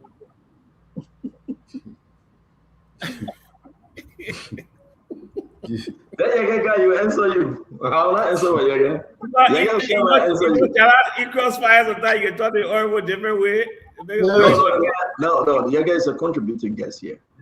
You know, yes. No, Yeke is part of the show. Yeke is part of the show. Okay. But guys, a lot of stuff happened. Let me say to you, I want us to just for the next maybe 25 minutes. Let's say this though. 2029, maybe it will be a historical election, Dr. Richardson. I'm 50 years old. 3 years from now, I will be 53. That president that will be there will take me to 60 by God's grace. If I live that long, I'll be 60 years old. That actually would be the fight of our life. 2029 election. We got to be serious. The generation depends on us. Our country will be another 170 something years in darkness, in poverty. What the old man will be cutting the legs because of Shiko, the Zanza Kawa, because Shiko that he doesn't have metformin to take. That they are not checking his blood every 3 months to know his A1C. Yeah. They are not giving him nutritional advice and say, do not eat a lot of carbohydrate. Yeah. They are not helping him. There's nothing. The man get up in the morning, only rest he eat, in the evening rest, in the night rest. Kill him. Nothing else.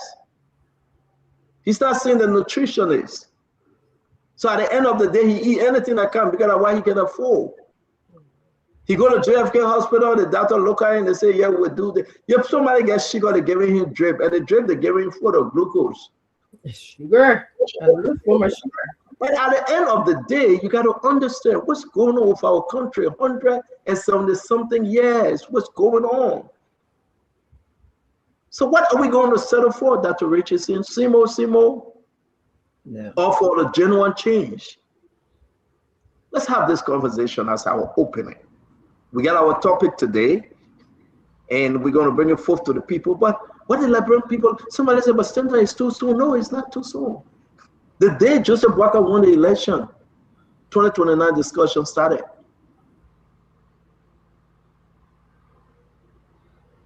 Look what's happening in our country. You know how many people went to JFK hospital, no light? It's dark, certain portion. The doctor still writing prescription and say, go find your medicine in the pharmacy. And the pharmacy, the people go to that, the doctor pharmacy. You know that? All the medicine that come in going to that pharmacy, and the doctor saying to his pharmacy. What kind of system we have? Look at the school system. One man in Bomi County, he the principal, he the teacher, he the registrar, everything. For years, it happening. Yeah, I read that story. So where are we, Liberian people? Welcome to the show. What's going on with our country? Then you get one contract given to Joe Mobile. I'm still looking at the rest of the document. I say, Lord have mercy.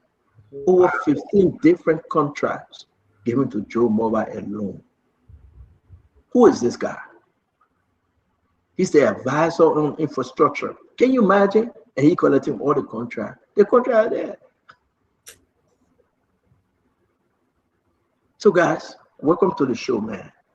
We got to fight with everything. Look, Liberia got to fight and educate her people how to vote, why you are voting. Why you are voting, why? Now, Richardson, welcome to the show. Thank you. You know, a lot of people ask me why I continue to come on the show. I've been here for about 5 years now. And one of the main reasons is that, you know, we come here to educate the Liberian people, to partner with them, to tell them that, similar to what you said, and what Jacob Chala has said in the chat room, that this is a historical moment in time. We have to get it right because of the generation, as your generation and my generation, is at a place where if nothing is done now, many international companies or countries are willing to label us as a failed state. Okay? So this is why we have to fight. We have to push forward.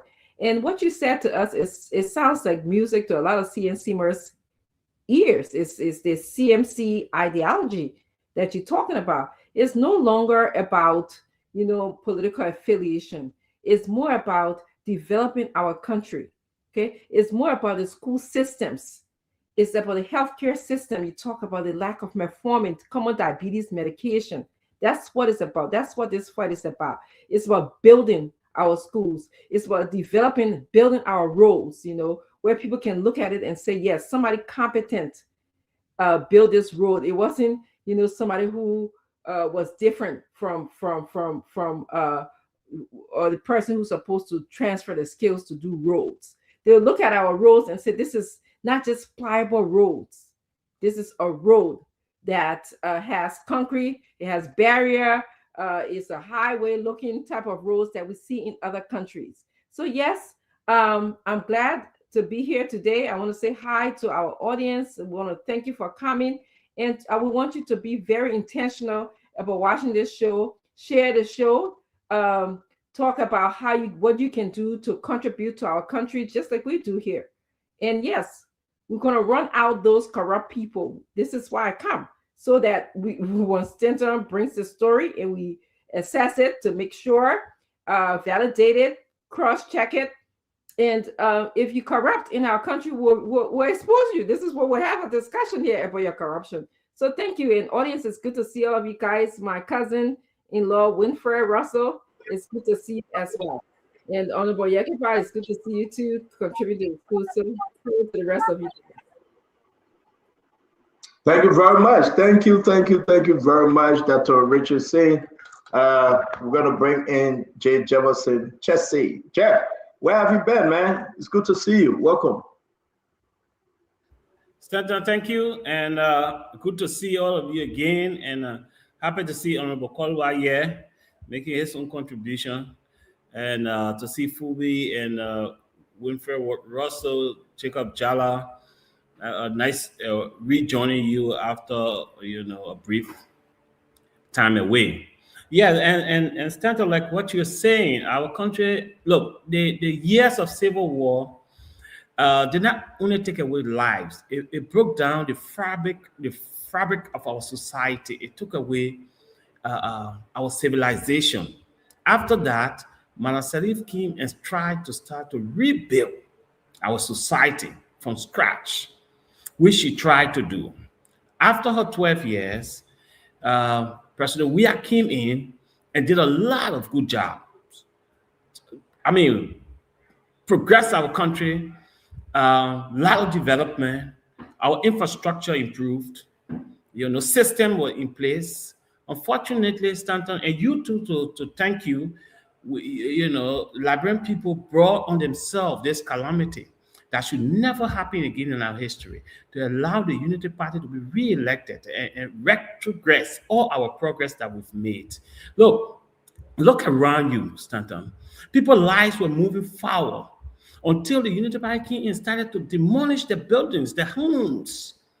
Look, we are in a 6 years of retrogression under this Unity Party. And this is why we see our country take one step forward, another incompetent government come and take it about 4 steps backwards. And this is what we're doing. If we continue, we're not going anywhere. And Stanton, next time, when it's campaign time, Stanton, use your platform to evaluate the political parties and the candidates to ensure that you support the right people. Now we have a government that is in free fall. We have a government that is on autopilot. We don't even know who runs the government, who's running this government. And this is why you see the entire country is sliding backwards until we can reinstate a legitimate government that is able to lead this country forward and bring meaningful and sustainable development. Stanton will go nowhere. We'll be in a cycle, in a complete cycle. Thank you, Stanton. No, thank you for coming, man. Thank you for joining us. It's good to have you. I'm going to bring in Jacob Jada. Brother Jake, welcome. Let's hear you, sir. Thank you very much, Stanton. Thanks to everyone again. Always an absolute beauty to be on Spoon Talk. Huge platform, reaching all around the place. I started coming on Spoon Talk, a superstar when I go out these days, and everybody say, they saw you on Spoon Talk. So this is a massive platform, yeah. But I mean, Stanton, you said something very, very important, and it kind of went to the core of my existence, to the core of my being, when you talk about our country. I think 2029 is the most vitally important election ever in the history of this country. I want to say that. And the reason why I think that election is so vital, so important, is because It's like the aircraft. The aircraft is on the taxi, it's on the runway, ready for takeoff, reaches the point of no return. The plane has to take flight. But at a certain point in time, the plane has to reach a certain level where it's in cruise control, it's stable now, it's moving maybe at 30,000 feet. That is where we need to take the country now. And for me, the huge disappointment is in the Unity Party, and this current administration has, at least for the last 2 years, going to 3 years, has so much failed, so much failed on many levels. And I don't think they have what they require. I don't think they have the courage and the clarity and the decisiveness to take this country to the next level, to take this country to cruise control, where we're able to now reach the level where we're able to solve some of the very, very important challenges of our country. One area, jobs. Our people are still very much unemployed, languishing in communities. Some of us who live in this country wake up every morning, we work in our communities, Stanton. Young people are hopeless. Young people have no jobs. Young people just congregate every morning and they just have precisely nothing to do. They have no skills. They have no training. They have no education. It's extremely hopeless for our people. And the United Party and the Joe Biden government is doing precisely nothing about this. They're doing absolutely nothing about solving the real transformative issues that our people face. So no, we are in the information age. We are in the age of the internet. So most of these young people they have access to smartphone. They go online. They see their friend young people, in countries like Ghana, Nigeria, the United States, other places. And they want to be prosperous too. They want to enjoy the beauty of life. But how are they going to have the beauty if they don't have access to the right education, the right training to be able to have access to jobs to transform their lives? Thank you. I think that's why, let me finish, Joe. That's the reason why some of us jumped on the CMC bandwagon with Mr. Musa Belete. Mr. Belete this evening, we're talking the same thing like this. What are we going to do to prosper our country? The Union Party has proven to be very much unable to solve that problem. So therefore, we need to bring a broad opposition coalition together to try to deal with this problem. And Musa Belete and the CMC is here very passionate. We're committing our entire life to this process up to 2029. And we get to it. And we get to it. We get about 12 more minutes. Thank you, Brother Jacob. Let me bring in my friend and brother Fubi. Henry Fubi, welcome. Yeah, so good evening, everybody. Just step out of my body, buddy. I enjoy my man when they talk. There ain't no way the past government we can even want to praise the past government over this government. We know that the country is not where we all expected. That's a fair analysis to make. But the past government didn't do any better. And we can't sit here to want to praise it and make it look like there was some kind of good things that were done. There were a lot of damages that were done. And like I said, it would take this government 3 years, or any government that was succeeded would take them 3 years with seriousness to get the country back on track before it even started to talk about the actual economic growth and developmental agenda. But there are a lot of things that the government still needs to do, especially when it comes to the economy. And I keep cautioning them, the same caution I gave to CDC, that focus on the economy. Because when you focus on the economy and people can have access to the basic needs that they have to take care of themselves, food, education, shelter, healthcare, and all the other stuff, life becomes a little bit less unbearable for them. Then they can focus on a lot of other things, and we need to get to that point. We have not gotten there yet as a nation, and we need to get to that point. So we stay push the government. The good thing the government have recognized and realized that they have to also work in that direction, and so that's something that they need to do. But we look forward to. We've got to keep engaging the government. I agree with that point. We've got to keep engaging and pushing the government to do better. We can, and those that are in government, we have to keep engaging them and holding them accountable. That's the only way they will know that people are watching, people are listening.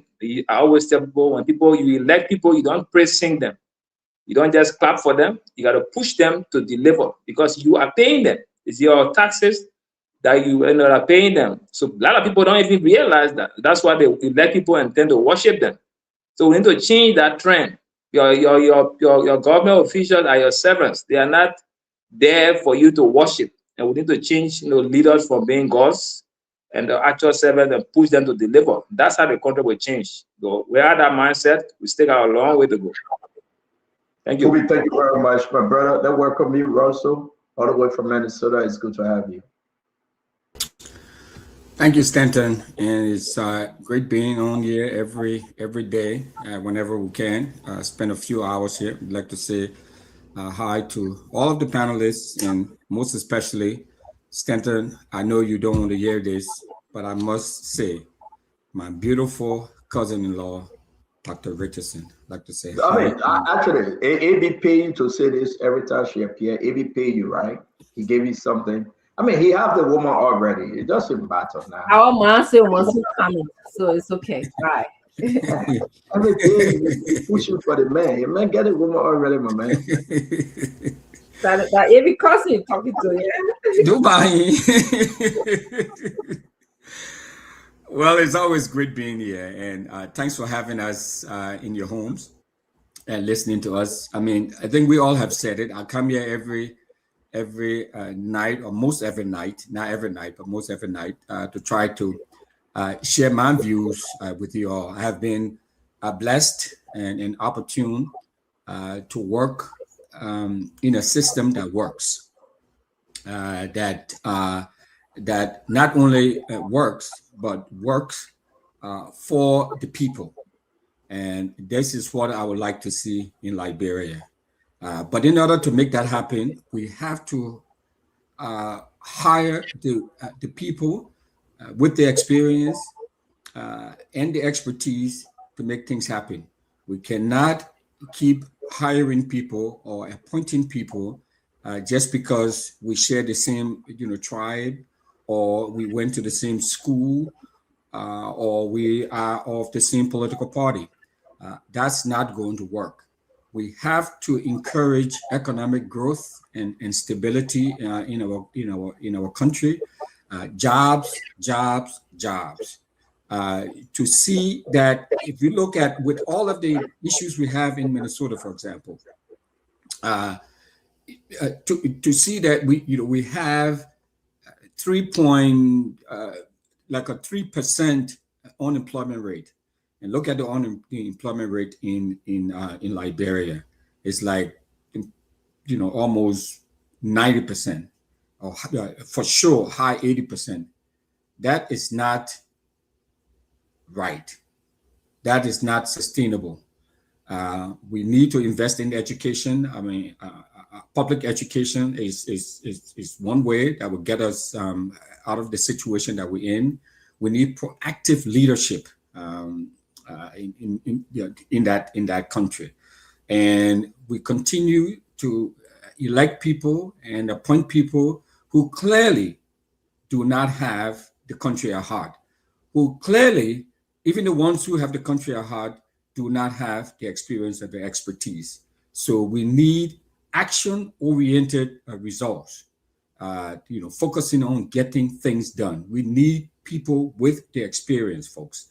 We cannot cut it any other way. So I'm here every other time or whenever I can to share my insight, my experience with you all, and hopefully folks can listen. We talk every day about how bad things are. And they are bad because we have the wrong people in jobs. There's a saying here in America that you take square pegs and you try to put it in a round hole. It does not work. It does not work. So, and that's why I'm here, and I continue to be here to share my insight based on the experience I've been blessed with here in America. Thank you very much, Winfred Russell. We appreciate your contribution to the show. We said thank you a lot, like everyone else. I do appreciate you guys. The Liberian people benefits a lot. Let me bring in Yeka District number 10, Representative Moserado County, Yeka Koluba. Welcome, my friend. Yeka? All right, Dalobope, welcome. It's good to have you, sir. Good evening, Stanton. Good evening to all my friends, my fellow panelists. Good evening to those who watch and listen. People watch this show. I know it sounds like a broken record, but it amazes me, Stanton, the places I go, the corner, people say, "Oh, you're on spoon. Y'all keep talking, oh." I say, "Yeah, keep engaging yourself." So we keep talking and we try to keep our talk full of substance because it can help conversation and it help people take appropriate action. Winfred talk about getting results, Denton, getting results. It's something that drive private sector. Okay, we tie perks and privileges to productivity. You got to get results. If you don't get results, you can't just continue to perform. 2 years ago, when I came to Cuttington, we enrolled 625 students. Yesterday, we enrolled 1,015 students in 2 years. In 2 years, we have made the case in a very competitive environment where schools keep popping up. We keep making the case that Cuttington Graduate School is your first place of choice. But here's the thing I want to say, Stanton, which I think is relevant and to Winfred's point. We always remember that we have to produce, we have to perform, we have to serve people, we have to notice everybody walking our building, we have to name them, we have to nurture them, we have to serve them. We're not above them because without them, there's no us.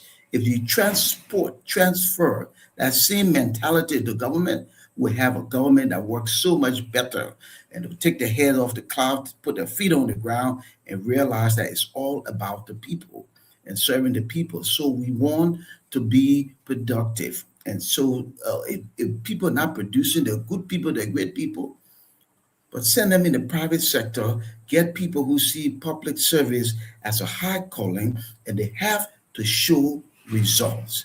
The emphasis is on results because when government works well, we got a small population here. We got plenty of natural resources. We can turn this thing around, but the attitude have to change. And there has to be fruits. People who are not producing fruits can't just keep holding the position. We don't need position holders. We need atmosphere changers. We need leaders. And serving leaders is how I would qualify it. So we still have a chance. But if the government doesn't do its job, we're not going to replace failure with failure. I know there's some people who are trying to say we're waiting for 2029, but we got the record. We're not going to replace failure with failure. So this government has a chance to succeed. But if it fails, Liberians will go to vote and will vote for a better alternative. Thank you, CEO. Thank you very much. Anyway, I wait for my time. I like two things you said. We cannot replace failure with failure, and those are not producing, they should be cut down. I love reading the Bible that the book. Like I sit and just read from one book to another book. That's how I was brought up. The devil tried to take me away from that path and make me bad. I redeemed myself. I came back again. And I told the devil, "You're a liar. I'm a new creature. I'm a brand new man, and I repented." And keep telling him that. Keep telling him that. He is a liar. Keep telling him. He sent all the weapons. He sent all the bullets.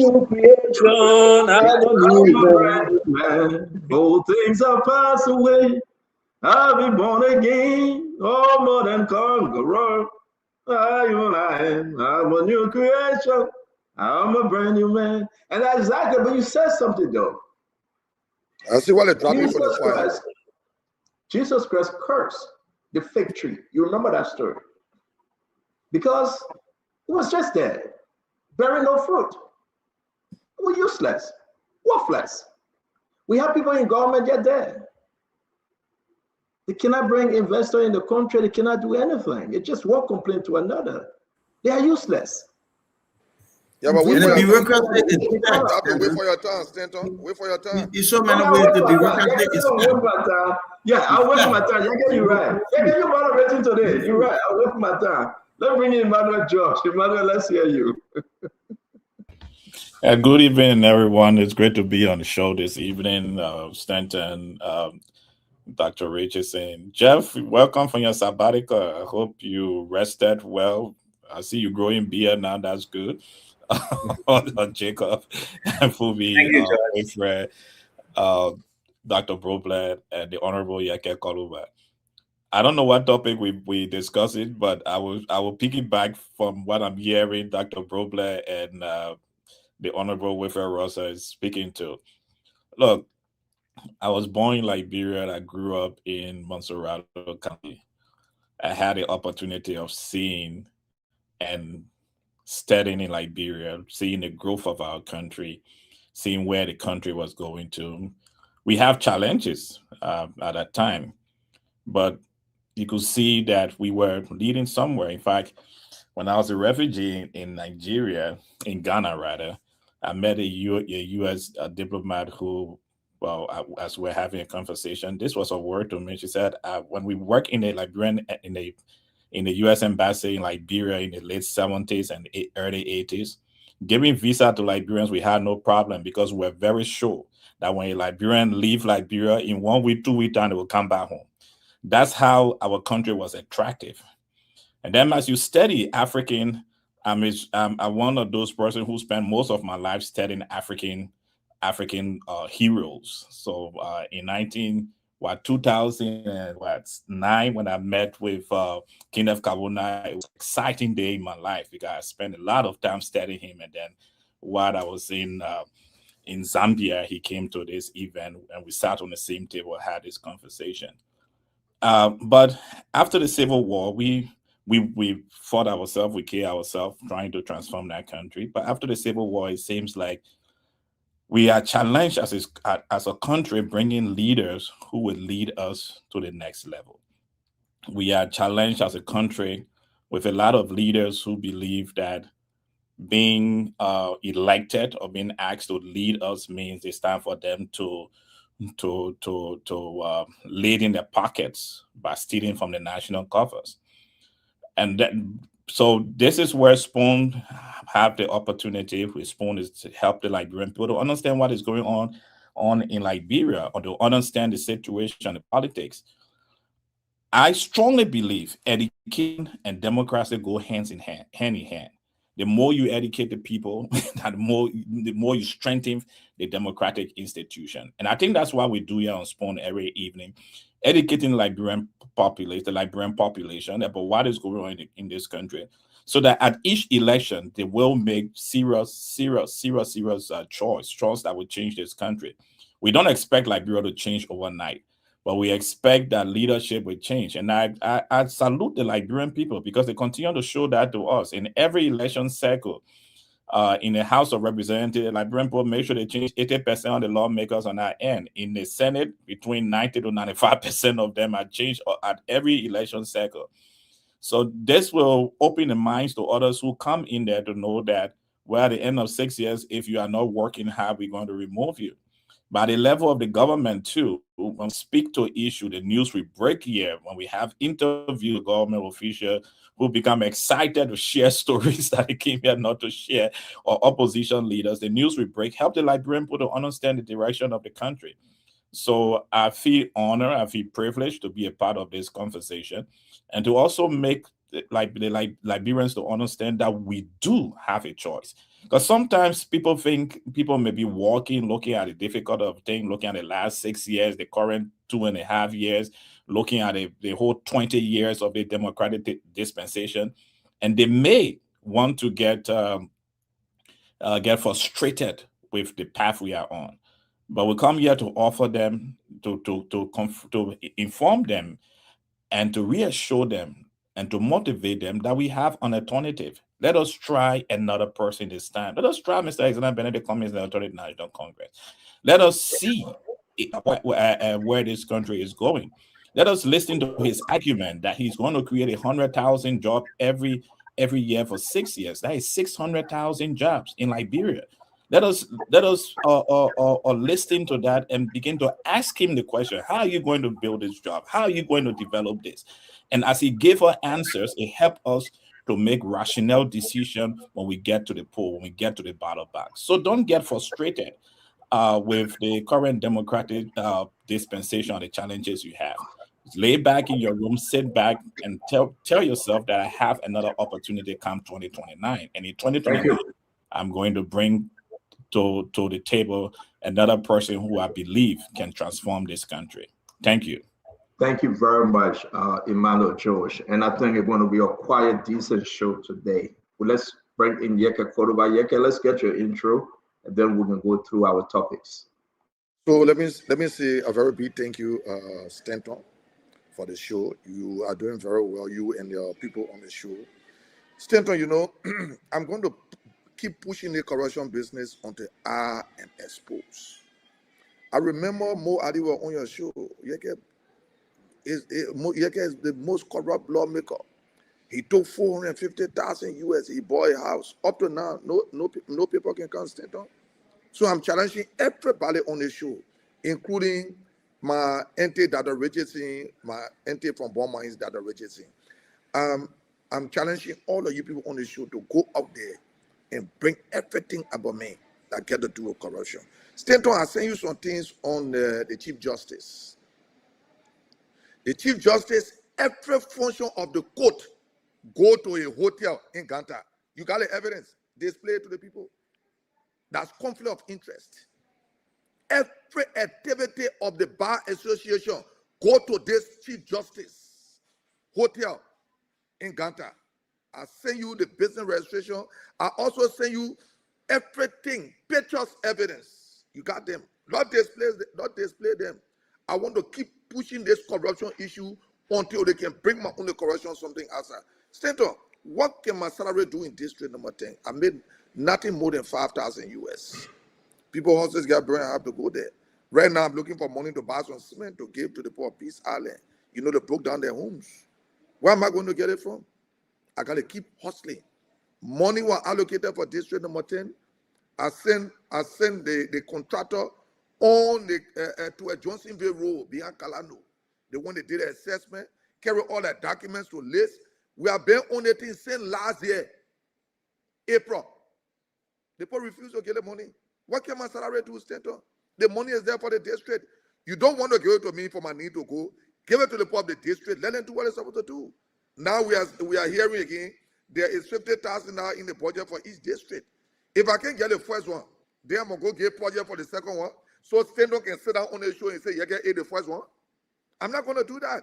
And you will not be wrong. The poor say, but where the first one went before you doing the second one. So when I get back to the country, I'm going to push for the first one. I need the poor of district number 10 money. Give it to me. Call the community chairman in the district. Give it to them, let them do what they can do. Forget about me. Forget about me. My job is to advocate. I was elected to advocate for the poor of the country. I'm an advocate. I'm an advocate. So I think I'm doing my job the best way, Stanton. I send you those documents. Please pull it up so they can, LeBron can know how corrupt Yami Gbese is. Oh yeah, somebody call me and say, Yami Gbese is setting for you. I told the person, I said, go tell him, he said, myself setting for him. He's setting for me, I'm setting for him more than he's setting for me. When we reach the point where we're supposed to reach, then Babu will devour cola. Then we'll know how to put water in coconut. Then at time we'll know that our ball ban rule change. Thank you. We look forward to discussing the LeBron business. Thank you very much, Sheikh Kolba. Thank you, Jacob Jada, Emmanuel George, Dr. Brooklyn, Winfred Russell, Chief Fubi Heron, Jefferson Chesson, Dr. Richardson. Thanks to all of you for joining us. Do us the honor to please share the show. We can guarantee you we will be all of here in a good time for you to go home and rest. 7 p.m. 7 p.m. we all of here. That will be 7 p.m. Eastern Time, USA. That will be 12 a.m. Today is Bible study. I will be going to Bible study. And then I can just show you, I will leave you in the good hand of Dr. Richardson, Dr. Beauclair, Dr. Emmanuel George. I will leave you in the good hand of all the doctors. You got no problem. They will sew you. They will open you. You know, they will give you psychotherapy and all the therapies. And you will be just fine. Religiously as well, if you want prayers and supplication, that will be coming from Dr. the Reverend Beauclair. So I want to say to all of you, let God bless you. Let's get into a good conversation. Guys, who stole your car? I want us to talk about it because I won't be calling this person. But before we get there, I'd like for us to discuss this thing, and I want to hear from you.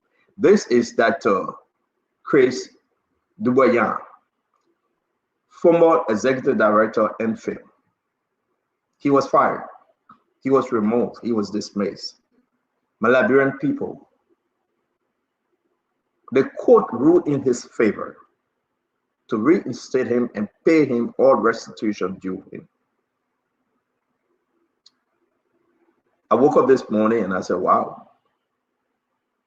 I saw it yesterday. We never had time to discuss it. But something happened though. They both met and they recommended to the president that they should remove Dr. Chris Duboyan. They both met and they both said, remove him. You guys were wrong with this story. The removal of the Director General effective immediately for grossly violating Section 4.4 sub, you know that, found to be grossly inefficient, engages in acts that are undesirable to public interest and undermine principles of good governance of the NFIL Act of 2016. These are the recommendations from the board, in addition to other administrative and management related inefficiencies where applicable. Some of the other reasons they gave, as you can see, lack of pre-decisional involvement of the board in critical decision affecting NFIL, lack of interagency coordinations and collaboration, lack of, they name all these things. And they sent it to President Baga and say, remove him. We don't want him. President Baga honored that. We got the letter. They honored that. They say, you know what, my man, remove. And the President Baga brought in Sacramento, Dr. Kamano, who was at Minister of Health. I know, yeah, Minister of Health at the time under CDC government, and she now acted in his place. Guys, let's just discuss this briefly. Look at what they quote. In the Honorable Supreme Court of the Republic of Liberia, sitting in its October term, AD 2025, Wodokoli, Justice Wodokoli, Associate Justice Wodokoli, Dr. Dubois Chris Young, Director General NFIL, Congo Town, versus the Executive Board of Government represented by the Minister of Justice and Attorney General, the Solicitor General, and person acting under the scope of their authority, Republic of Liberia. Petition for the writ of prohibition. They brought him back. We'll read the petition. I'm uploading it quickly. Dr. Bobla, I want to start with you though. Was the president ill-advised? Now that we're seeing that the court ruled in Chris Duboyan's favor here. Everybody just have one round to discuss this thing. We got a lot to cover today. Dr. Bobla. You know, it's crazy, Stanton. My daughter is a public health professional. She was in town. Every time she comes, she likes to volunteer. She did 2 months volunteering at the Ministry of Health when Dr. Wilhelmina Jala was the minister. She came back. She wanted to volunteer at Enfield. She and I went there. We talked with Dr. Young.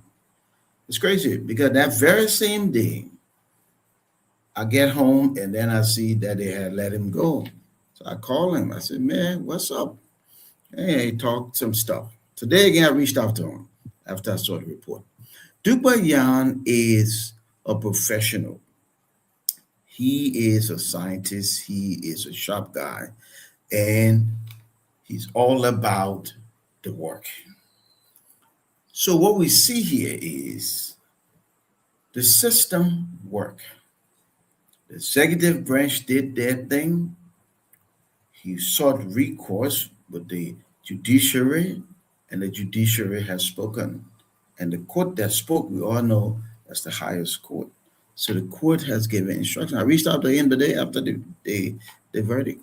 I think, he's a great guy. I don't know if he's going to go back to the job, but, he's a professional, the court spoke, and I think the court looked at all the evidence and said, listen, you shouldn't have done this to Dr. Duboyan. And I'm glad for the outcome. Let's hear you. Winfrey Russell, the court about to put out a decision, very firm. They say give the man his job back, reinstate him, blah, blah, blah. But let's hear you. Was the president ill-advised? Sadly, Stanton, that's what it seems. And, I'm just scratching my head. Is like, I mean, this is not the first time, right? I mean, we've seen with so many other tenure positions where folks are advised the president to go in one direction, and the courts have ruled in the other direction. So clearly, the folks who have surrounded the president, his legal advisors, he need to look at them again and see if they were doing the right things by him, because clearly this is bad. This decision that pushed the president to take has just blown up in their faces, and it doesn't look good at all. I know of Dr. Yan. I'm also in the public health space. I work for the government here, the government public health department. And so I know the importance not only of that position of that entity, but I know Dr. Yan and even his predecessor, and I know the professionalism that they brought to the job. But having said that, people who are advising the president to get rid of some of these tenure positions, and they are advising the president wrongly. I mean, this is not good.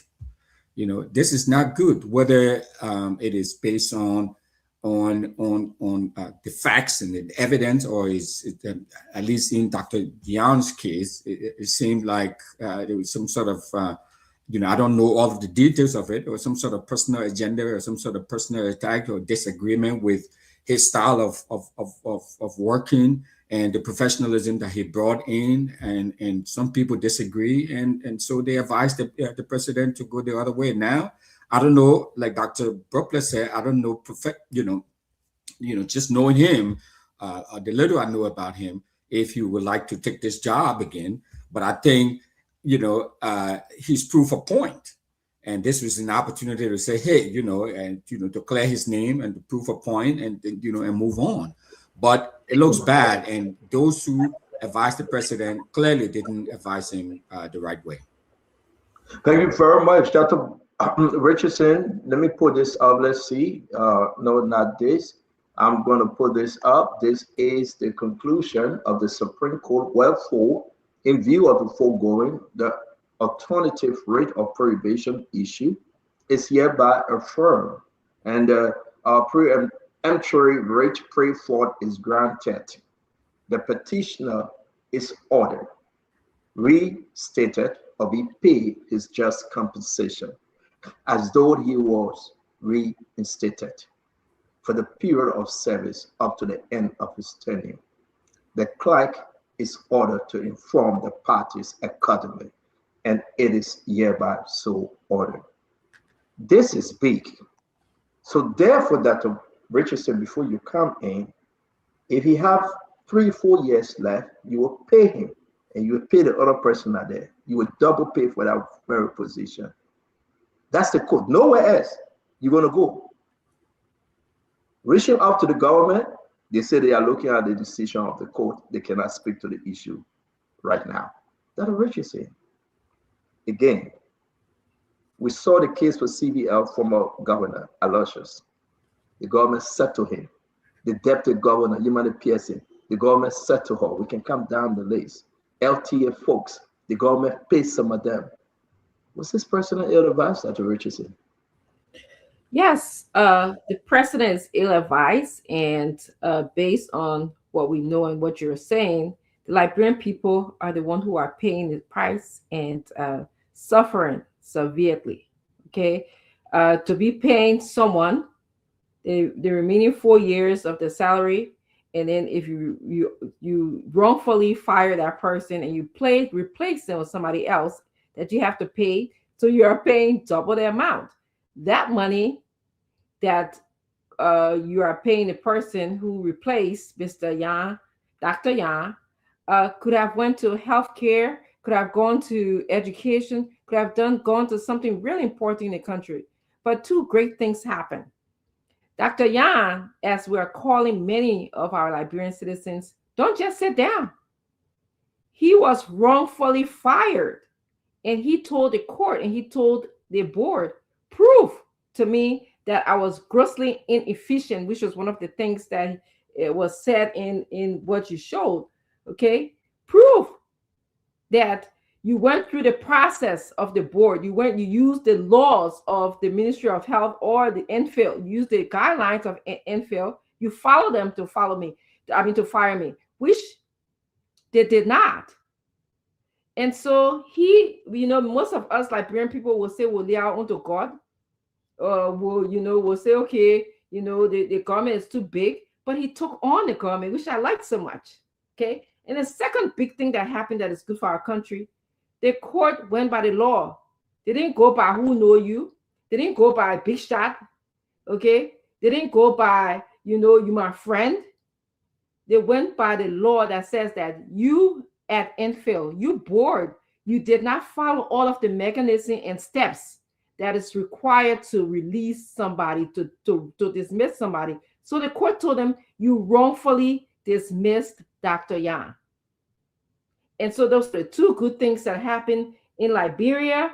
And I'm so happy, with the exception that you have thought that this Unity Party government would have at least assessed this firing.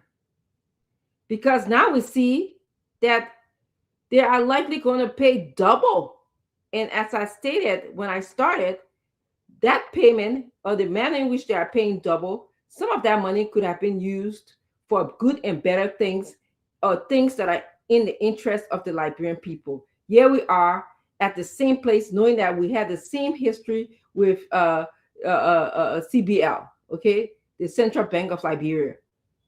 We saw when Nimali was replaced and wrongfully fired.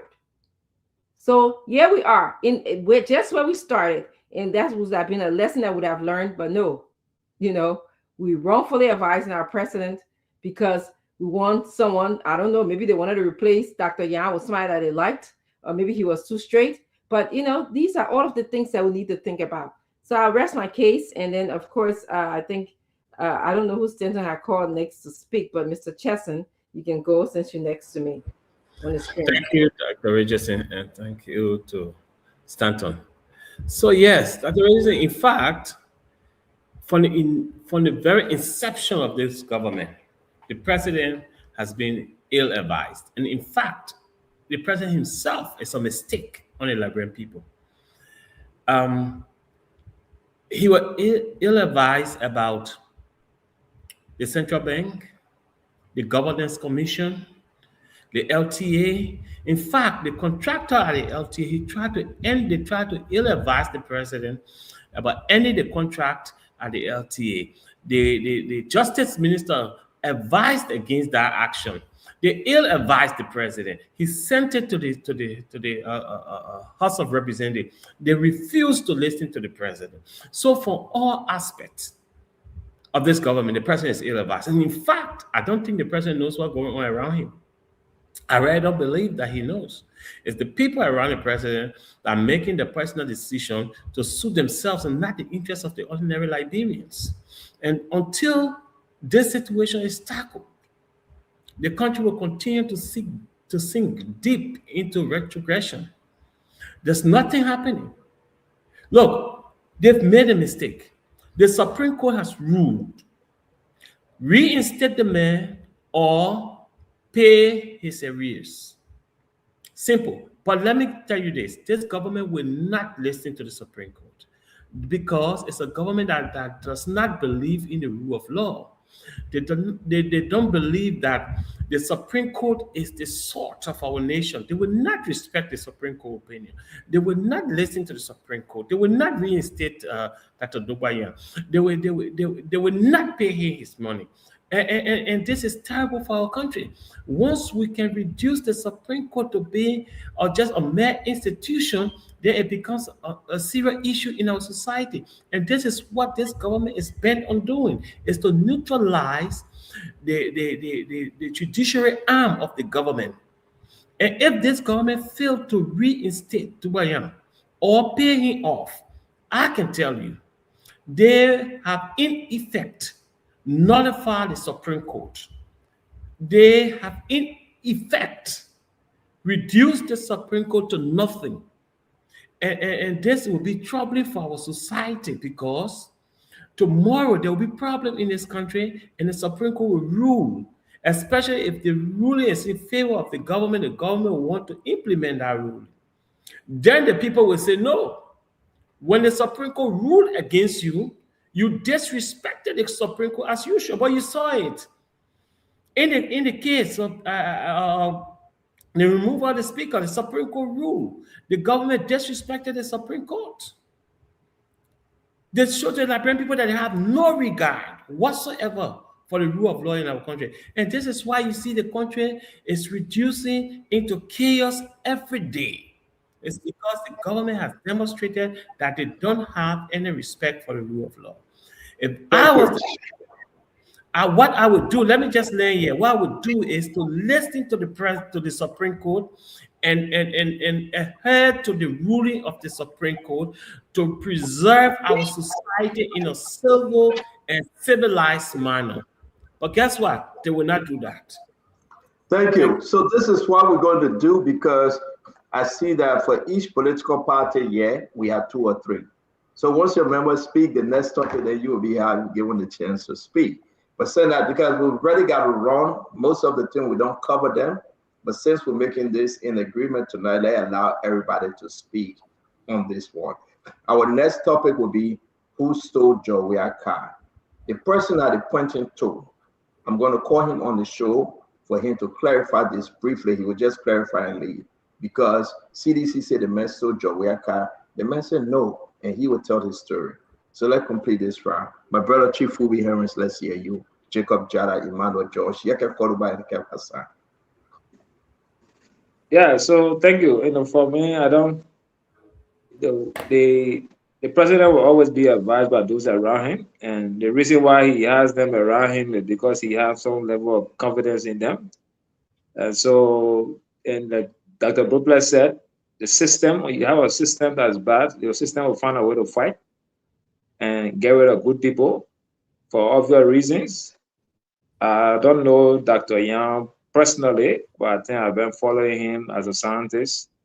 And I think he did the right thing by challenging, his removal, because as a professional person, when you are dismissed for such note, it goes a long way with you. Even if you don't want the position, it's good to clear your record, for the future, so that others can say that, look, yes, though he was dismissed, but the High Court ruled in his favor, and he later on probably resigned, or the government paid him off and he didn't accept the job.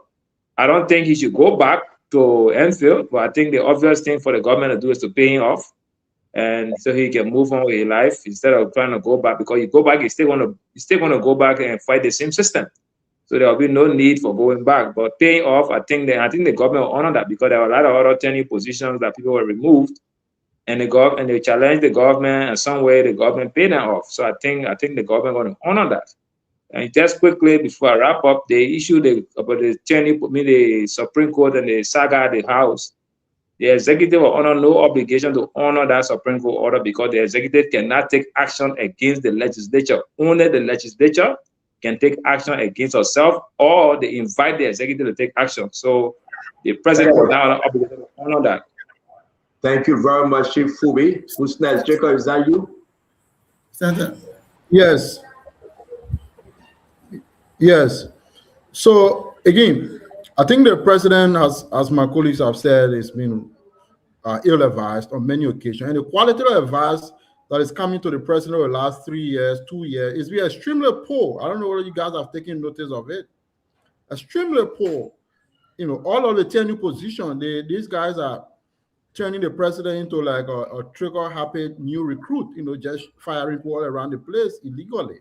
If you from NAFA to LTA, Party Honor, ERU, people how to go install them, kicking people out. I mean, this is stepping all over the law. It is so wrong. And when it comes to rule of law, that's why, my political leader on the air today, and he kind of gave the government F in terms of, particularly, let's say the executive F in terms of execution of the rule of law. Again, I would like to thank the Supreme Court, and that's the reason why any dialogue and discussion that come over the judiciary, we're very sensitive about it, because as far as I'm concerned, the judiciary is our only hope here. You know, the legislature has proven to be extremely poor. The executive is fumbling, and the only hope we have here to keep this democracy intact now is the court. And I think they did a great job with the ruling, and the executive on an obligation to respect the ruling of the Supreme Court. They don't have a choice, and I heard Jefferson, no, you don't have a choice. You have to respect the ruling of the court, because this is a democracy, this is a country based on law and now of strong men and muscle. So I'd like to thank the Supreme Court, and I think the Supreme Court the judiciary is doing a great job so far. And that's why we try to help maintain the sanctity and the respectability of the court. And I also thank Dubanyan for taking his flight to the court and seeking justice. So thank you so much. Senator, can I get 10 seconds? 10 seconds, quick. Okay, so I just want to add this footnote that Dr. Dubanyan is also a fighter, and he is one of those people who's very particular about character. In 2014, he was made part of major research, and that patented something. When he testified before the United States Congress, he made some people mad, and the US FDA removed his name and tried to withhold the patent. They took his name from it totally, and he took them to task, and they reinstated, they gave him his patent back. So he's a fighter. He one of those, you know, when he lost the job, I talked for a long time. He one of those people who believe in fighting because integrity does matter. And honestly, I think it's a good example for many of us who serve in public service. Thank you very much. Jeka, is that you? Then we'll go to Emmanuel, please. Yes, thank you. No, Clinton, I don't understand when people say Mr. Bwaka is being AFR. For the 6 years in government, you say AFRs? When Mr. Bwaka went to address the country, when his security took a Kengo, he said, where you came my Kengo? You not see the sun shining? Look, Mr. Bwaka is just incompetent. That's all. He's not being AFRs. We voted for Mr. Bwaka, not the people around him. Mr. Bwaka do not need a pastor to do. Mr. Bwaka served as vice president for 12 years. He worked in government for 46 years. Then you say AFRs, State. You will say that your camp will give you wrong advice. You can say that camp give you wrong advice. The president, Mr. Bwaka being AFR, Mr. Bwaka being for the 6 years in government, 12 years on a manasali. Look, all in all, he's just incompetent. That's all, Stanton. Wow, Emmanuel. Stanton, before I speak to the topic, if you won't mind, I just received communication from Alhaji Mohammed Saad Abubakar, the Sultan of Sokoto, and the President General of the Supreme Council of Islamic Affairs, that the moon was sighted, so Ramadan officially begins tomorrow. I want to wish all my Muslims, brothers and sisters, happy You're always ahead of us, sir. We're going to announce this thing on the end, but go ahead. Sorry. I mean, no, go ahead. Just finish it. I know because your words are Muslim. We understand. Sorry about that, but let's coming on to the topic. Look, according to the act forming Enfield, a director general removed for gross misconduct, gross inefficiency, conviction of felony, incapacity, conduct inconsistent with the objective of the institution, and violation of the act. Mr. Yan reported to us, both in the media and in his court filings, that of all these allegations the board of directors had against him, he did not receive a single written charge for any one of them. So how he was not given the opportunity of due process, because few people sat down in the room and believed they had the authority and passed his name to the president. I think he wrote the president too. There was a beautiful letter we share on the show of what he wrote to the president. And President Burka made this decision. I think it's a relative of the president that was sent over there to both play a political game by appointing a relative of the president so that the president signed a letter to remove him.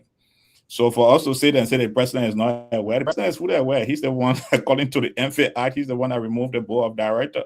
So, and then his relative was sent there. You want them in the president doesn't, allegedly, right? The president doesn't know his relative that she was IFA was sent after the removal. We spoke to that on the show. So if the president was not aware, he would have asked that the lady who is alleged that is a relation to the president that she should not take the position. All right.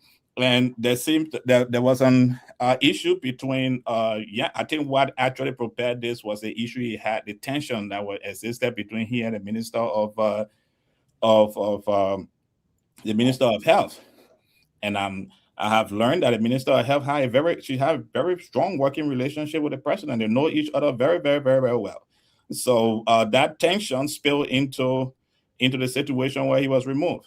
So I want to congratulate the Supreme Court with this decision. I'm sure Dr. Yang is not going to take up the portion of that decision that say he should be reinstated, because the atmosphere would not be very good for him to operate right now. But if I were him, I would take the money. I would take the money, then I would sue the board too, so that they can pay me for all the months that I've not been working. And, so take the matter to the civil law court for how they call it, bringing his name to public disrepute, the members of the board. So let's congratulate him. Now that the Supreme Court have done this and shown us the right way, hopefully the Chief Justice will speak to the allegations that have been leveled against him. Since the court is showing that it's clean and it's proper, the allegation that we may speak to on the show tonight, the Chief Justice will speak towards it, because we respect that institution of the Supreme Court, and we respect the Chief Justice to do the right thing by speaking to all these allegations of alleged corruption that is attached to his name. Thank you. Thank you very much. Kev, let's finish up with you, and then we'll move on. Thank you, Chief. Let me say hi to everybody. When you talk about going with somebody in a political warfare, I want Yeke to be on that train, because the thing that keep me up at night and worry that people believe Joseph Yuma Bokai, that somebody fooling him. They ill-advised. We're talking about the man who orchestrated the removal of Cummings from being the head of the CPP, because he knew that Cummings was going to be the head. Hey, man, what's wrong with us in Liberia? I see why Joseph Yuma Bokai, for 40-something years, he bamboozled people, he found a way around, and he always trick people. This is a man that just take $10 million, he barely house if we are people, he tell you that money over, people believe. They believe. Anything Joseph Yuma Bokai say, they believe. What's wrong with Liberia? What's wrong with Liberia? You can't see, you can't open your eyes. The man track record, he was fired by Samuel Doe as agriculture minister. Nothing he produced, no good track record. But he will tell you, don't people say they ill advise him. No, people who sat to President Boka, who know him well, they will tell you. They will tell you. He's so strong, and when he talking, he know exactly. You know exactly. There's a man who called the court and said, you can't summon me so I can testify against Cummings. This is the man who look at Cummings in the eye and say, I know you not. He said, I don't know you. Don't somebody say to me that, oh, they're pulling the paper. He loved that. He enjoys that. And he said to himself, people, they ain't get sense. Bunch of stupid people. He loved that. Anybody who say that ill advice, I'm begging you. This papa is well seasoned in his ways. He knows exactly He know exactly. And Pape jog in front of your car. He said, I'm strong. I'm strong. Lastly, they had a meeting. We set up Joia, the Pape, and Ellen. Ellen said, Joe, let's leave it for the young people. We set up and say, okay. The Pape agreed. He left for that meeting, said, look at the people. He announced that he's running. What Pape need to do for you to understand that this Pape is the biggest scam that ever happened in Liberia politics.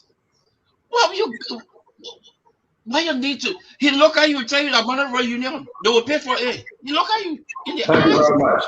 Thank you. So the question I'd like to ask in my closing, I asked 2 questions. I will just leave it open.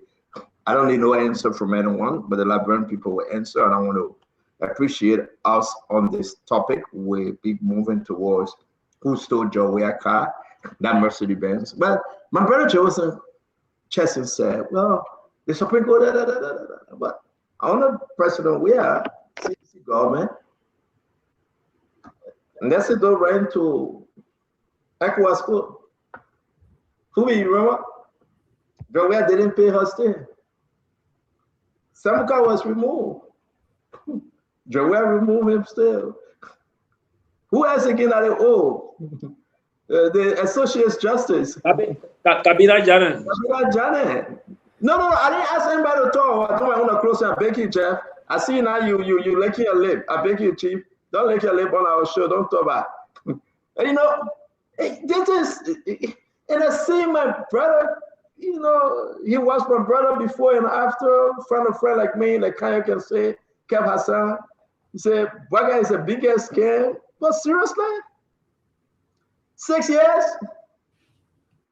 And can we define the biggest scammer? I'm not putting my mom on Joe. I just leave it. I just talking my own eye. Guys. You go 6 years, 12 years. Yeah. Hey, Allah. Hey, Allah. Interrupt the show now. Everybody, we got to move by. I beg you by. You know, that's the reason why these guys don't like me to talk. No, because you get traffic too much. Kev, I'll have to meet you. Kev, I'll have to meet you. I beg you. Kev, I'll have to meet you. Interrupting me, please. Yeah, thank you. I beg you. You'll talk to him. You know, I like to listen to people, my fellow Liberians. Are you serious? Chelsea Cody said he will go and fight if they don't abide by the Supreme Court order. Chelsea, what were you? When CDC said they're not paying that's a door. They're not paying Kabila Jane. They have a wrong to ECOWAS Court. Where were you? Where were you, my dear brother? When we talk about all the missing money and the misapplications of money under the CDC government. But may God save our state. We gotta go. We gotta go. I beg you back. You did your closing freely. Nobody interrupt you, Chief. Please, back. I will always close down on the show. I will get you guys. Let's move on to the next one. Yeah, I'll leave it in the people head. Let's put this out for me. The rascal come on the show and say that they've seen it bad. And first time we seen this, say Charlie Kintan. What Kabila Janet said? What Kabila Janet said? They don't have the decency. Okay, we know that we have to meet you internally, my man. This is our show back. You told your own letter, our own. But again, I move. Let me move on to this thing. Who stole Joey car? Did he steal the car? Quickly, we're going to run through this thing, right? Person Ware is accusing, not Person Ware, I didn't hear it from Person Ware, but seditions accusing our Chairman Keita. You know, they're accusing him. They ran on the social media platform and put all the documents together, blah, blah, blah. These are the documents we're sharing with you. It's online, by the way. They put everything together. Somebody said that Yeke stole it, Yeke said it to third party. Other person said that Peter stole it, Peter said it, that James stole it. Who stole this car? Look at the car.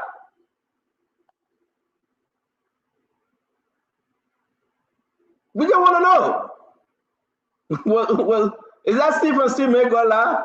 Or the car will actually stole them? So I'm going to call the individual that some sedition are accusing. Let's hear from him. Let's hear him. Oh, I don't let him talk it. Let's hear the man himself.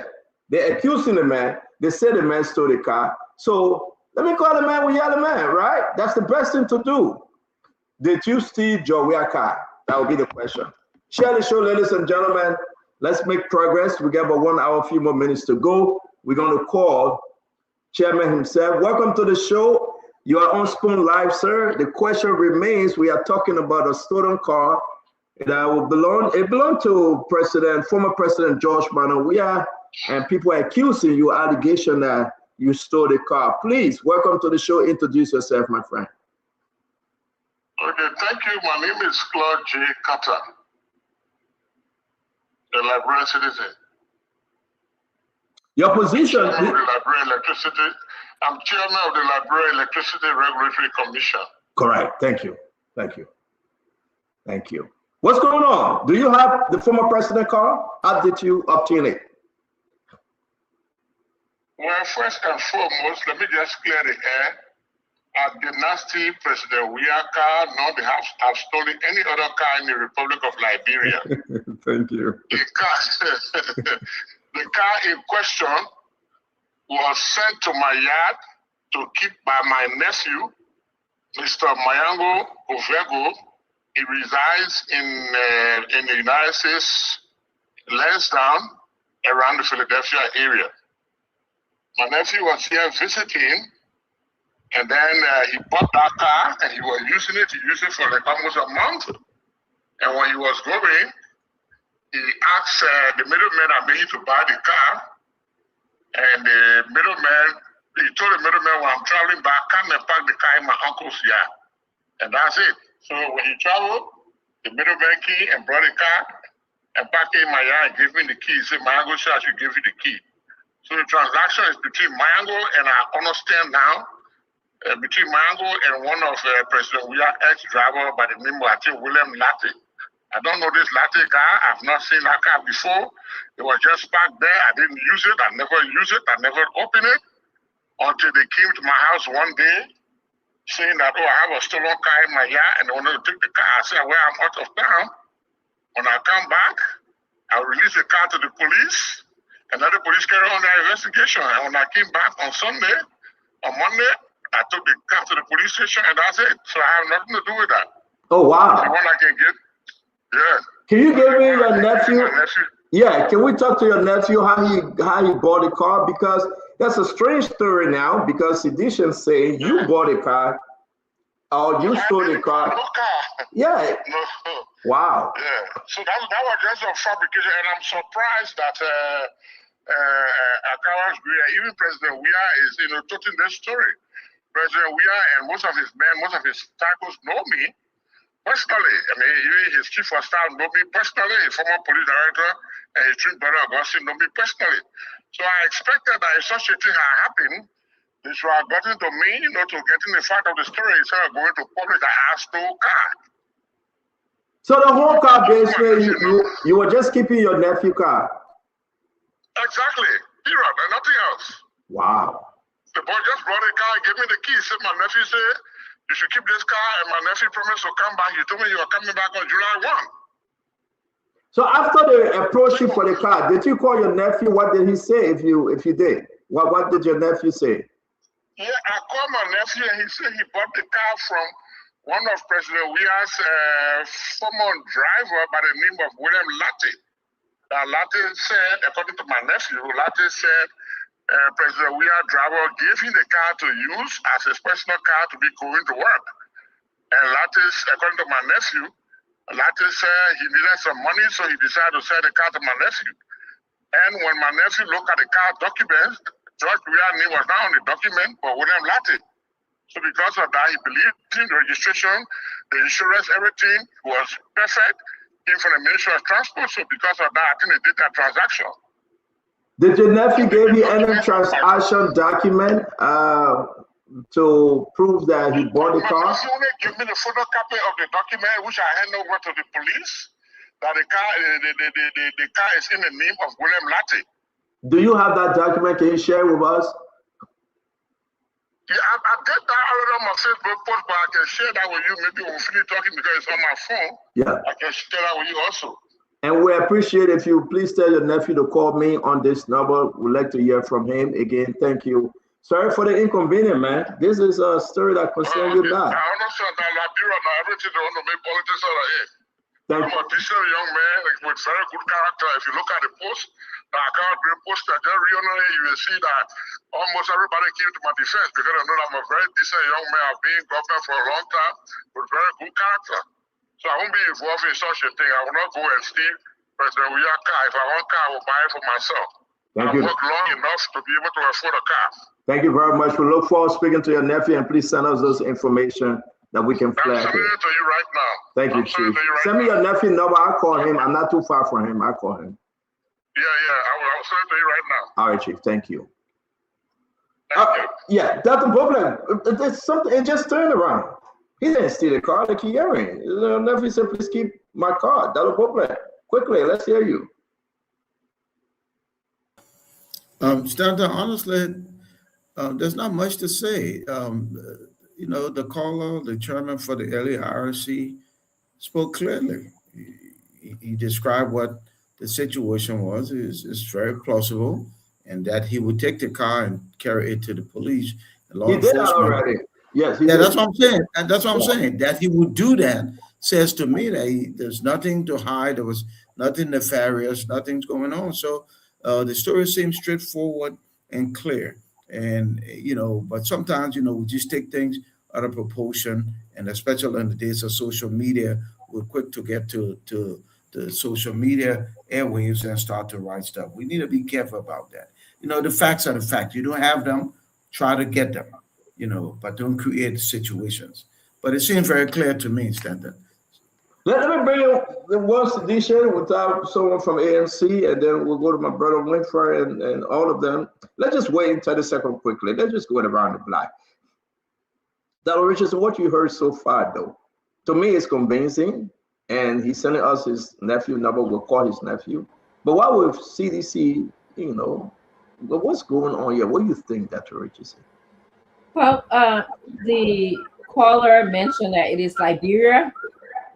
We make politics over almost everything, but I'm happy that he explained to us that he took the car to the police and he would get his nephew to call you. There was nothing more to the story except if the seditions on the show or other places want to say more about that. But as far, I mean, I saw the story, didn't really care to follow it. It was about a car. So, you know, I didn't really care to follow it. So I'll just tell you that much.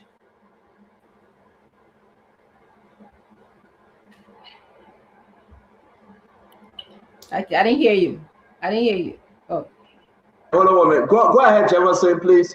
Thank you, Senator. So, Senator, first, let's correct the narrative. Clark Carter is my old man. I know him well. But Clark Carter has never been accused of stealing. He has been accused of intentionally, knowingly, and willingly purchasing a stolen vehicle. That is what he has been accused of. And he has now just informed us that it was his nephew that purchased this vehicle and had it stored in his compound. So there are certain things I want to say, but I wouldn't say until we hear from his nephew. But I really doubt that his nephew will say anything or will call or will talk to the nephew. Until we can talk to the nephew, there are certain things I cannot say because he has shifted it to his nephew. So we're waiting to hear what the nephew has to say. But the correction is that. But why are you doubting that the nephew will not call? Why are you doubting that? I don't know, because there's a new development. We're just hearing that it was purchased hold by. on 1 minute. Saying you doubt, I'm going to call the nephew right now. Let's hear from the nephew. So actually, since I wanted to. I just want to be clear that he was not accused of stealing the vehicle. The vehicle was stolen by Latte and sold to Clark Carter, who is the head of the LERC. A thought that came to my head that requires some clarification. Anybody can clarify as you speak is why was the car taken to the police right away? That's something that's on my mind. If I Okay, bought, we're gonna take you, Dr. Richardson. Dr. Richardson, he said that it was taken because he went to his house and he wanted to be safe. So he took the car to the police station. But we got a nephew on. Let's hear the nephew and we'll bring in the other guys. I'm sorry. Your name again. Welcome to Spoon Talk. Your name and where are you joining us from, sir? Hey, Stanton. My name is Margo Govigo. I live in Lansdowne, Philadelphia, Pennsylvania. Thank you very much. We spoke to your uncle. I believe that's your uncle, right? Yes. Okay, concerning the car, the allegation that the former president car was stolen and you bought the car. Can you give us a story, please? So, in the month of December, but this happened sometime last year. The first time I was here because I normally back and forth between America and Liberia.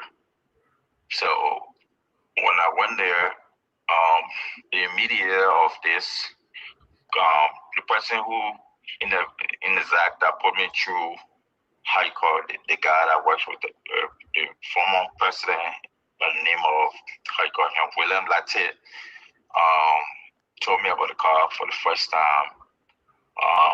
It was sometime last year, but I showed no interest at the time. I told him I didn't want the car because I was working on a bigger project in Liberia. So I was not concerned about car. So because I actually tried to relocate back home. So let's get to the car issue. You bought this car from who? Yes. I bought a car from William Latte. Who is William Latte? William Latte is the ex-president, senior driver. Okay. How much you pay for the car? The total amount that was sent to send with the car was $4,000, and after that I was charged 2% fee for them to take the car, for them to take the money cash off for send with. To William Latte, and I sent $1,000 to the middleman because send with only allows. No, forget the middleman. Let's talk about you buying the car. How much actually you pay for the car? I just stated I paid $4,000 for the car. What year is the car? The actual year of the car is 2009. Yes. Do you have the document? Yes, all document was verified, and the documents that I have is bearing William Latte name. There was nothing Sago Joshua name. I would not be so naive and stupid to see Joshua name on it and buy a car. Do you know that you're buying the former president car? No. The original document, did they have the former president name and information on it? No. But is it contrary to what we have here, this document that have President Weah name on it? I see William Latte here, Mr. William Latte. You are quite correct. This is your document that we hear here. But the original document of the car, it having the former president name and his address on it. You didn't see that? No, I can debunk that. That's a fake document because if you look at the year, make and model, they are not even close to the same thing. The VIN number and everything does not even corresponding of that car in question. We're talking about even the color number. Wow. Where sometimes, yes, it says the color on the title is black, and the car is actually gray. You guys seeing the picture of the car, so it's glaring. Let me go back to the panel, and please allow us to ask you some questions because this is. So you have your document that you pay for this car. We are showing it. You bought it from William Latte. And does he still work for the former president, William Latte? Yes, at the time I was buying the car, he was still working for the president. And what year? Which month? December. 2025? He was working, yes, up to, 2026, not 2025. It cannot be December 2026, No, my friend. I'm sorry. The car transaction closed up December 26, 2025. Okay. I'm going to bring in Jacob. I'm still working for the former president. So okay. Let me bring in Jacob. Jacob, let's hear you. We have the top on it. No, don't take time. No, don't do that, Jeff, don't do that. We'll come to you, my friend. I beg you. Everybody will ask questions. Jacob, what say you? You are listening to the person that purchased the car. Yes. I listened to Clark Carter first, and I think his clarification made a great deal of sense. I'm getting feedback, but I don't know. But yeah, can you turn down? I beg you, can you listen through the phone? I beg you, and turn down your receiver, please. Okay, thank you, sir. Jacob, go ahead. Yeah. So I think Clark Carter clarification carries a lot of weight. I think it looks true. I don't want to jump the gun. I think the police is investigating, but just from what I listened to. But another thing, Stanton, we probably need to find out in terms of the transfer of maybe title or ownership on the vehicle. So, for example, William Latte, I see the document here. I think the police will authenticate whatever they did, but let me speak on what I'm seeing. The document here, and then he transferred ownership to Govego. But is it possible to still go back to try to verify whether Mr. Latte actually got the car rightfully from former President Weah? Maybe that's something to look into. We are not there yet. We are dealing with the buyer, and I don't know whether the CDC will allow Mr. Latte to speak, but I think the Liberia National Police will invite him over. We just confirming, which is so unique, that the gentleman that were accused, Jacob, he didn't steal the car, so he's correct. His nephew bought the car and say, "I'm all over the country, keep my car." So we got to eliminate that parcel now, because he didn't steal the car. Right. So let me bring in at least as far as we know, we probably have to wait for the end of the investigation. As far as we know, yes. Correct. Emmanuel George, before we go back to Jefferson, because he really want to speak on this. Emmanuel, what say you? Now you listen to both gentlemen here. What are your input? Talk to us. Well, again, I believe this matter to the police to investigate. But what I'm reading from this is that the person that was accused had no idea of the sales of this, even though at the law level they would want to ask him with the level of knowledge he had, did he investigate the vehicle that was being parked in his compound before accepting it? But hearing the second person, his nephew, the question I was asking, I think I heard him raising a point that the VIN number were not the same. Correct. I will just ask what was the VIN number of the vehicle he purchased, so that we can compare with the VIN number of the vehicle that that former President Weah is alleging that was stolen from his house. And if the VIN numbers are different, I think this case is closed. It's a closed case. But this is a 2009 E320 Mercedes sedan costing around $3,000 to $4,000 on the market. So it's not a brand new vehicle that was taken away, but even if stolen, people would want to fight for it. But it's something that I don't think that with the gentlemen that are being accused, that will not easily be able to raise $3,000 or $4,000 to purchase a vehicle. Okay. But again, I would like to start from checking the VIN number. Jefferson, wait, my man. Don't be anxious. Yeah. Wait, we're coming to you. Yeah, I would like to start from checking the VIN number. I think it's a great point the nephew raised. What his name, Mayango. It's a great point that the VIN number was different. I would definitely like to see the two VIN numbers, and that will bring this case to an end easily.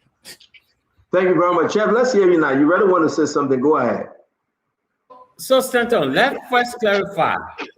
The William Latte guy was an EPS guy that was hired before His Excellency President George Manuel Weah became president. So he was assigned to President Weah. He was on his details. 1, 2. Look at the documents that have been provided. First thing I want to let you know that the information provided by the nephew is not accurate. Clark Carter actually is the one that knowingly purchased a stolen vehicle. And people talk about the cost of the vehicle and the make of the vehicle, the year of the vehicle. That doesn't matter. It's somebody's property, even if it costs $1, nobody has the right to steal or deprive somebody of their property. It could be property from 1420. It doesn't matter. Clark Carter has no right to knowingly purchase a vehicle that was stolen from the former president. And we need to be clear about this. No amount of lies will change the fact that Clark Carter knowingly purchased a stolen vehicle. The coming in of his nephew is a cover-up because they are now in a tight spot because the police is fully investigating the case and closing up on the fact that Clark Carter knowingly, as an official of the Unity Party government, bought a vehicle that was stolen from the former president. We need to be clear about this. Nobody will tell us. So hold on right there, Jeff. The car cost $200. No. Jefferson, we pass that. Jefferson, we pass that, Chief. Yeah, Jeff, thank you. I'm sorry, sir, that I listen to pronounce that. You say Ovico. Your name is Ovico, right? Mayango. You listen to Jeff. What say you? I'm sorry. Did you just listen to what Jefferson Chessie, what he just said, right? Yeah, I listened to everything that he said, but I'm so sorry for him to be so that way. I don't blame him. He started just like the citizen, so I don't blame him at all. Because I have legitimate proof. I'm not stupid. I've been buying a car. And the car in question that I bought is the least car I ever bought in my entire life. I live in America. I use 2020 cars and 2015, 2019 car. That car was just a car that temporary until my car could get shipped to Liberia. So for him to try to involve my uncle in this situation is very shameful and disgusting. When last were you in Liberia? I'm always there. When last you were in Liberia? I was just there on the 12th. Of last month or this month? Of last month. And I returned back the 20th. When did you park the car in your uncle's yard? I parked the car there. I was there. I sent my boys to park the car in my uncle's yard because when I was leaving, when I was leaving for the airport, I got dropped in another car. The car, I left it at my hotel. And if you, for the record, they can go to Ala Lagoon and check. That's why the car. Have the police call you? Have the police call you? Yeah, in communication, with the investigation team. Okay. In communication with them. All right, so let's move on quickly. Thank you very much. It's good that you're hanging out with us. Fubi, you have questions? Wait for Russell, then we'll come to the rest of the guys. Yeke Koruba, Kev Hassan, and Asido. That Richardson will come in, please. Fubi? Yeah, no. So for me, I don't doubt the stories because at least he has given some clues that you can verify. So unless the police go and verify with those clues and found them not true, then you can say otherwise. He said he transferred money through Sendwave to Latte. He said he was at Alago. He gave the date that he left Liberia. And so all of those those are verified information. So you can go to the airport, you can go to the hotel, you can check the Sendwave details. And so I don't want to doubt that. So the police can just do that investigation. My own point would be when the car got missing, President Weah announced a report of missing car. That's something. And so how did the car get to Victor Latte, to William Latte, to move to this person? So I know we can all put the party our investigation. Okay.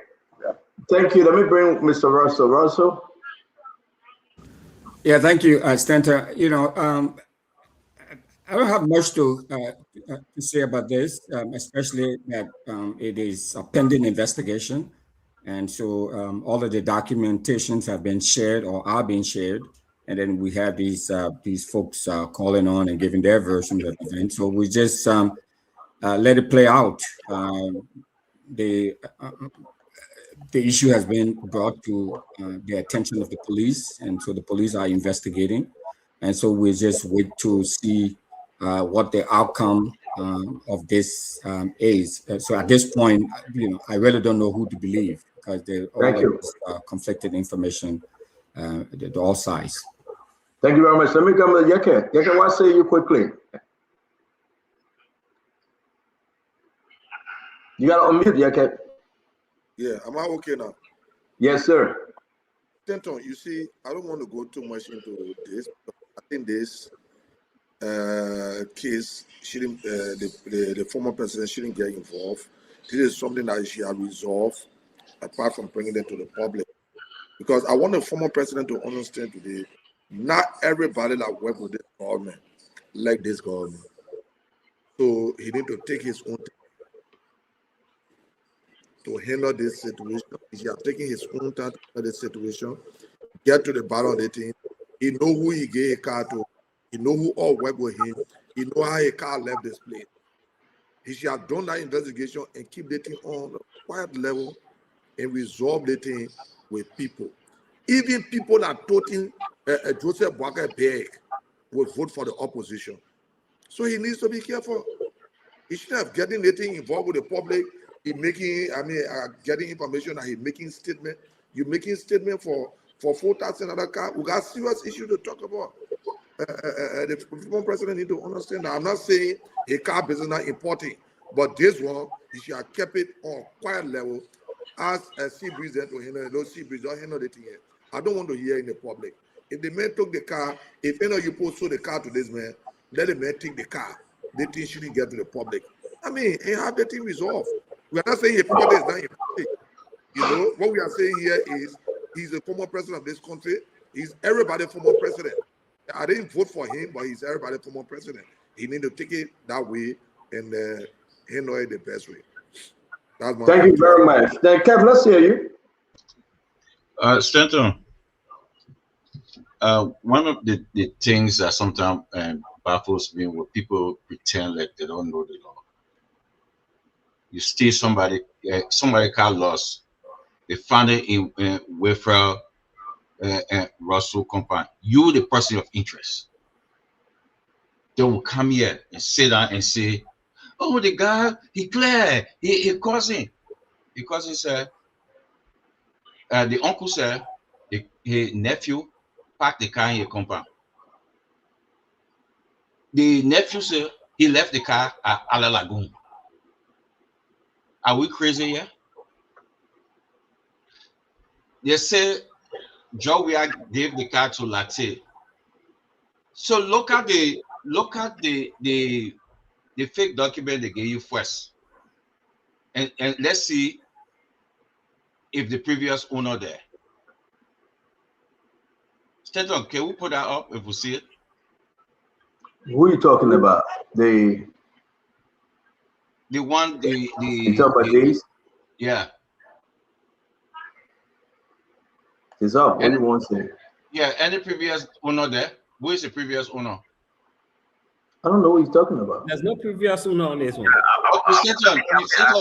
hold on. You want to answer? You want to answer? You want to answer you? I don't want the answer. No.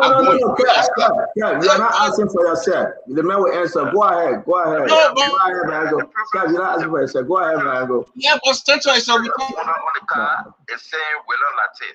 Yes. It's not saying Jawia. So if that answers your questions. Okay.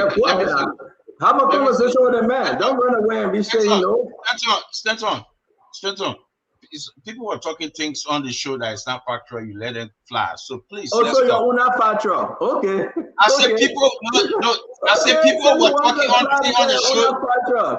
Stenton, can I finish? That's not what I said. No, but I that's said what you're saying. You're getting argument. The man that right was here, you said I'm gonna put something up. I put it up. You said people talking not factual. Okay, They make fly. sense. So you want to fly? So fly now. I will not bring I said anybody. people were Don't talking. lie, People bro. were talking things on the show that is not factual. You let them talk. Let us go to that document. Stenton, you in America, you not back car. You not back car for people. The previous owner will not be there. The No, they will previous not be owner will there. not be there. No. Okay, maybe like in Jersey, but I know it's there because No, it's you know what everything you got, around. you know what you need Okay, to, you you know know what you what's need to look at. But the previous owner don't have to You be there. people just man, I don't know anyway. Thank you. Let me bring in But Stenton, can I finish? Stenton, Yeah, can I finish. finish? Finish, sir. Let me say this, right? So how come folks on this platform saying that this car was parked in the compound of the uncle, and he want to exclude the uncle on a stolen vehicle? Yeah, you are former security man. What the law of Liberia say or America say? Stenton, if you go in your compound, there's a car park that was stolen, you are a person of interest. That's what it say. Thank you. Two different information are given here. The nephew said the car was parked at Ala Lagoon. The uncle said the nephew parked the car to his house.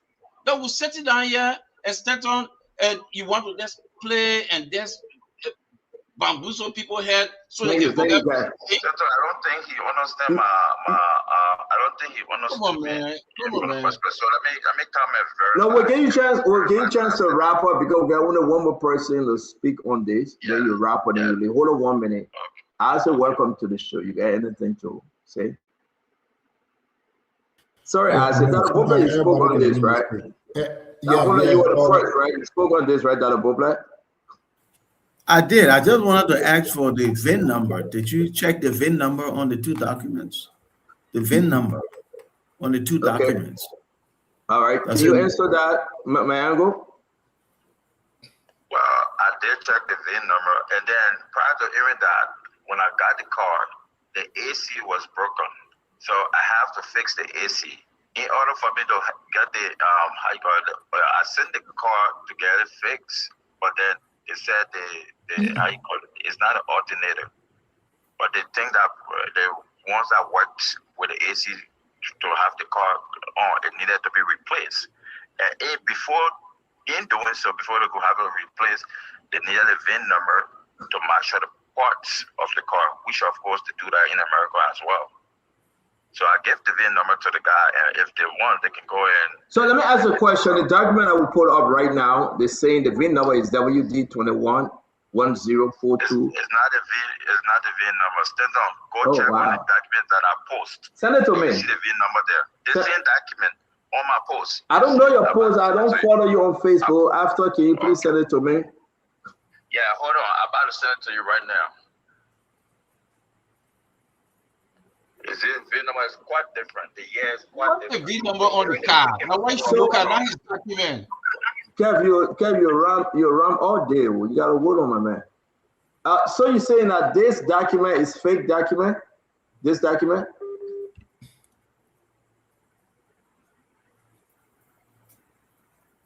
Hello?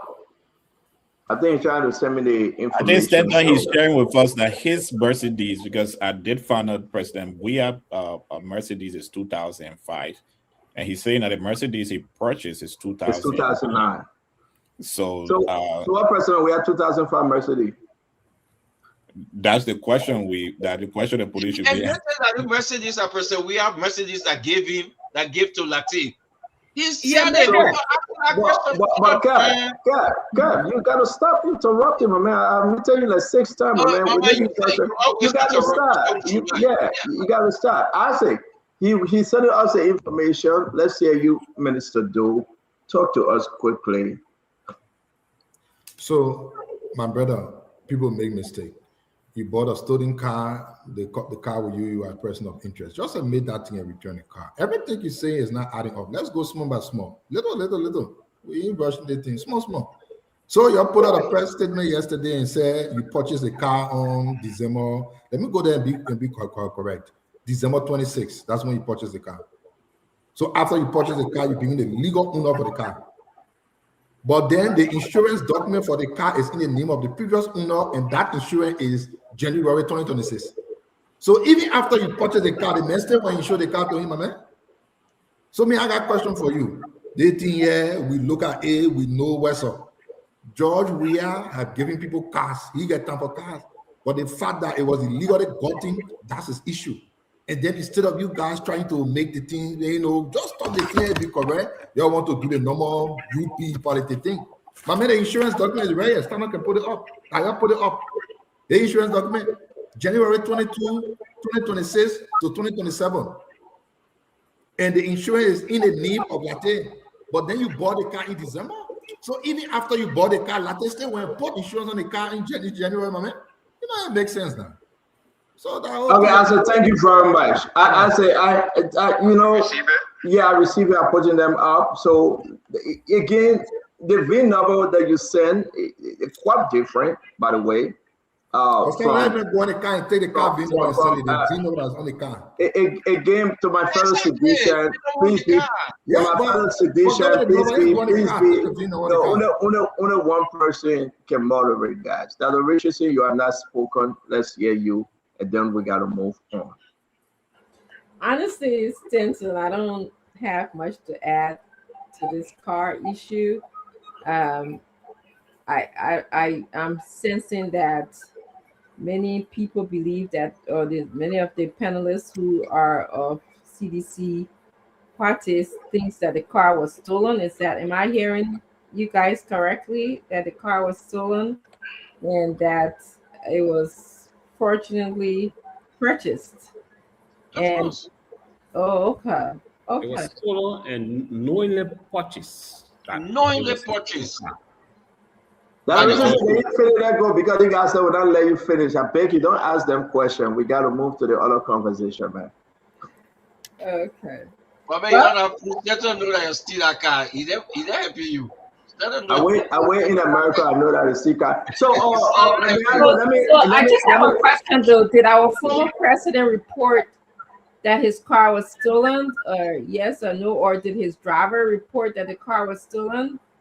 The car, it was reported that the car was stolen. The guy that was driving the car, that stole the car, was an EPS officer that was working before 2018. He was assigned to the president. He was never amongst the president's security before 2018. He was assigned by the EPS. Okay, thank you very much. So may I go? We got to let you go. You have any final thing you'd like to say, sir? Yeah, I just like to clarify with Kofi Hassan. On his you get a man Ghana name, Kofi? yeah. That he said, I said the car was back to the Calabash. Mostly when I go to Kofi Hassan, you say back to Ala Lagoon. Not the Calabash, but to Ala Lagoon. I'm sorry. I just misquoted stuff. Now you correct yourself. I normally launch to Ala Lagoon. So during that time, that's where the car used to be parked, because I was launching there. So I only referenced that so people saw me driving the car. So if the car was stolen, exactly they was going to come and get the car while I was in Liberia. And then I remember one night I was going to Portos to get food. At the Vermont checkpoint, the police stopped me. I gave all documentation that I have for the car. So if the car was stolen, they could have stopped the car right there and notified me that the car is a stolen car. Thank you very much. We'll follow with this story and we'll bring you back. We want to say thanks a lot for. Thanks a lot. Kev, they shouldn't be having my back here, man. Don't do this. You were not on a WhatsApp call. I beg you, Chief. We want to say thank you very much. We'll bring you back on. We hope that you cooperate like you are doing with the police. Thank you for joining us. Anytime I cooperating with the police and they are in the know, I told them to feel free to contact me on any questions or any investigation. Oh no, I bought that. So But man, you gotta mute yourself when you're talking to D-Max coming here, right? You cannot unmute and let him mentor on our show. I'm begging you. Okay, you gotta mute yourself. You unmute and people hearing D-Max on our show. Start that. Everybody, yeah, just mute yourself, my man. We want to say thank you, man, God. Thank you very much. Thank you, Chief. All right, Chief. Yeah. Let me say my own, yeah, because let us conclude, then we'll move to Justice, Chief Justice Missy. Guys, when was this car reported stolen? I'm not talking about the people that buy the car now. Let's talk about CDC, the President's security team. Can anybody tell us when the first time the President's security team, those that are around him, announced that this car was stolen? Did you, any of you heard anything? Seditions, 3 of you on the call. Opposition, you're 100 on the call. When was the car reported stolen? Winfred Russell when? Did you hear anything? The first day, Kev, you can't do this, my man. Oh, but you asking question, you want to answer? According names. The first day President Baka, President Weah, noticed that his car was stolen. Russell, did he call the Liberia National Police and announce that somebody stole his car? When was it stolen? Russell, did you hear anything?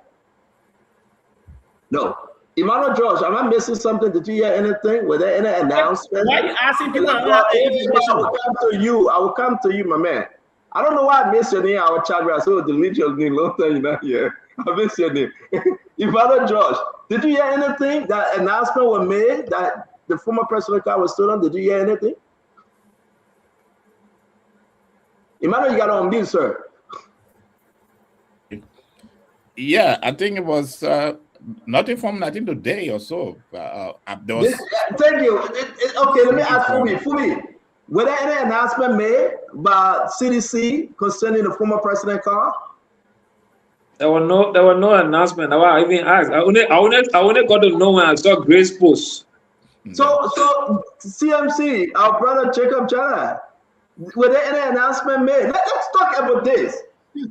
Were there any announcement, ladies and gentlemen, that 20 years ago they stole the former president's car? We announced it, we got police record. We went to Gregory Coleman, the Liberia National Police. We got police report that the former president, his Mercedes-Benz, 2020, 2009, or 2005 was missing. Were there any announcement? Can they give us anything that yes, indeed, they reported a stolen car in Jacob Jala? No, I didn't hear that. And you're making it look like we the opposition will meet. We can put on the agenda who gets stolen car, we'll move to the next item. That's a problem. That's a problem. They got to answer the question today. That's a problem. Were there any announcement that the former president car was stolen? You in my bro, maybe we'll miss it. If there were, I didn't hear it. If there were, I didn't hear it. I still interested in the VIN number. It seems like the VIN number. Hey, Kev, stop, my man. Hey, Kev, you must say start spontaneous. We told you not metro, I think you immature, we're breaking you back. But like go ahead. That's a problem. Yes, the VIN number, you're right. The one that he sent me just now. WRL 7070. Yeah, the one CDC running with. The one CDC running with. This is it. WD21. Which is switch. Two different things. But my question remains the same, Dr. Boble. If CDC had the information that they stole the former president's car, but there was no police report, that Richardson. That's interesting. That Richardson, right? Then now the man, because they want to witch hunt, right? And they'll get very out of business. This guy in question, he was working with Jefferson Koji. Because the man working with Unity Party, they want to do CDC and Unity Party thing. That's what you're saying. The man that said took the car, as per our report, the president gifted the car to him, Latte.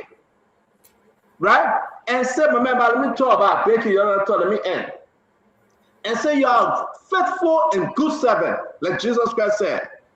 I gave you 5 pennies, you brought 10. You remember that parable? So I will give you more. Yeah, babe. Okay, I come back.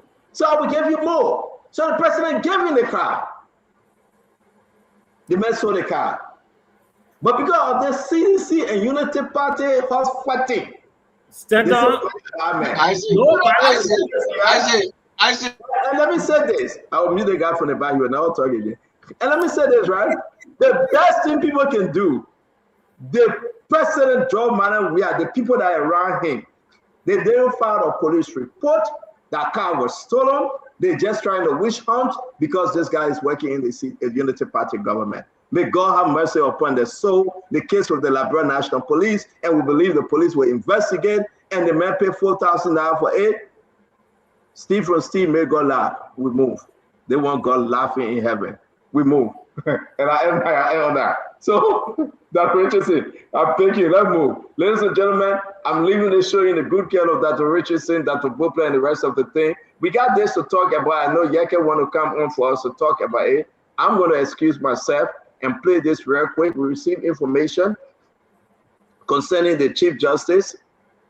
I need to verify this, but as you can see, these allegations that were spoken to by Prophet Key concerning the Chief Justice got his property in Nima County, the business, as you can see, Yemi Kwekwe Bese, all right, is right there, the business name, everything, it was registered, certificate, business registration.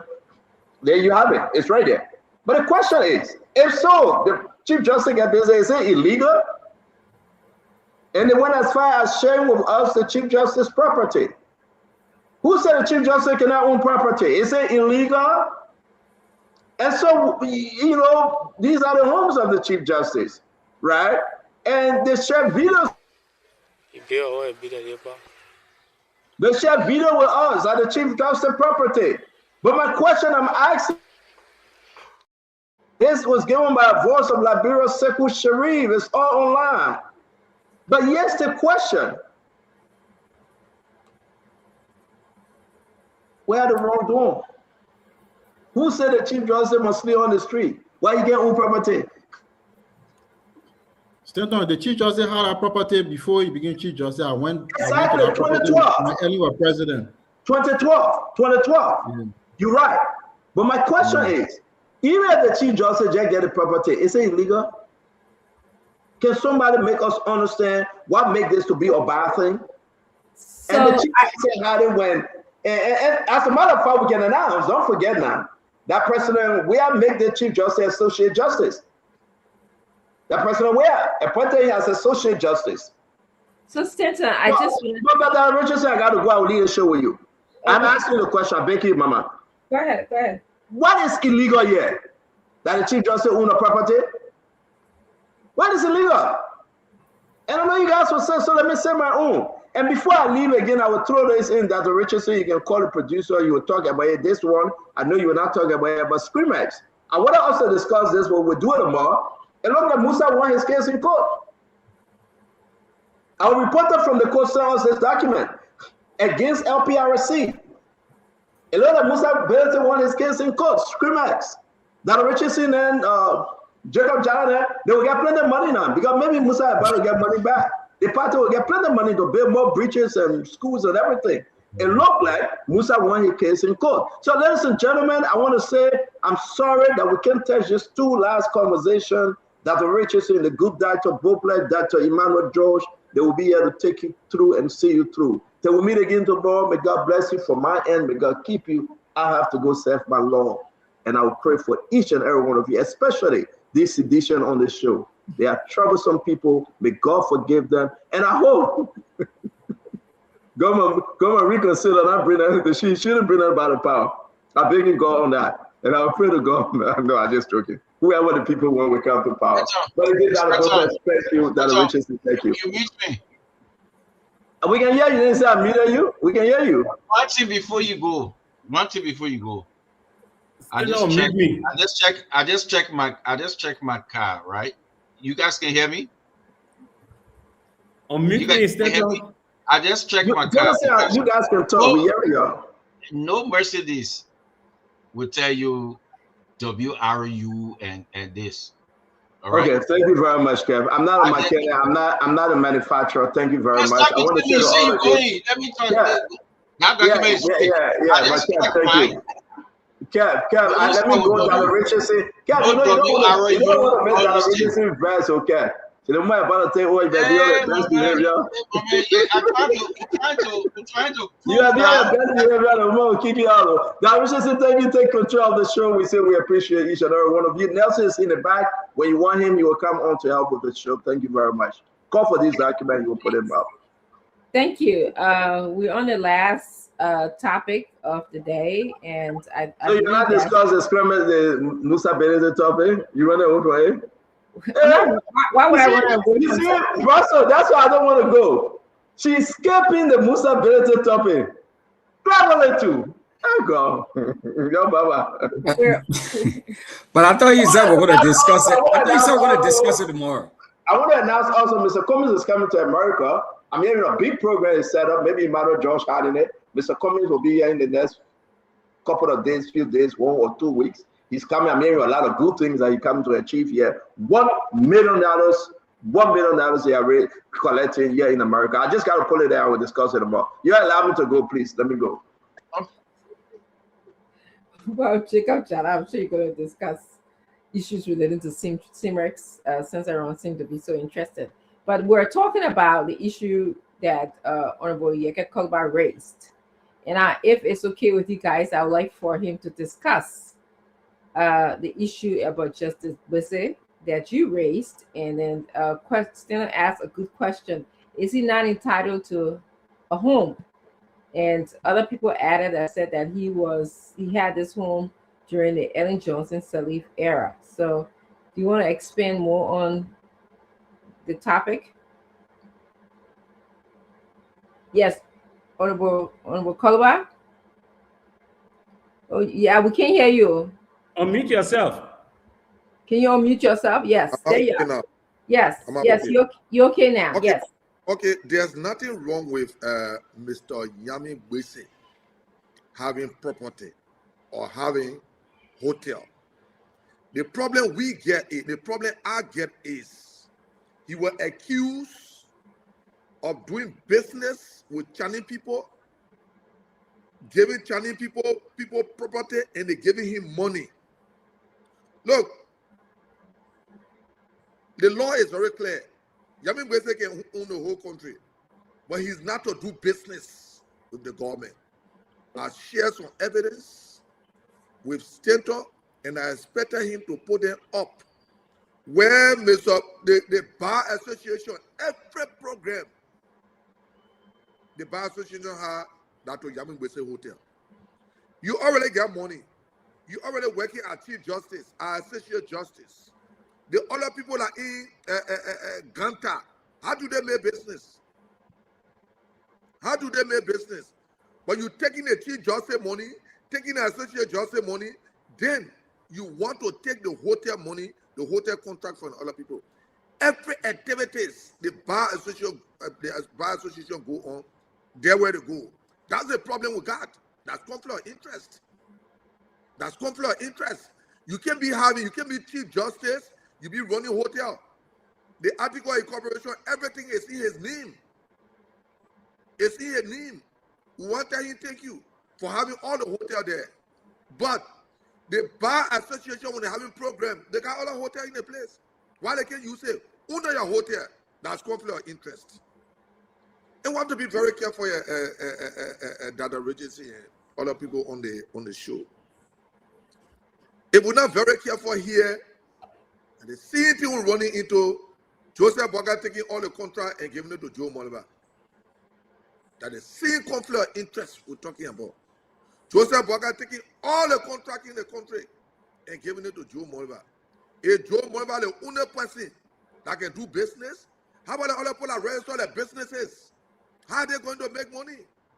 So I think in my mind is wrong. That's conflict of interest.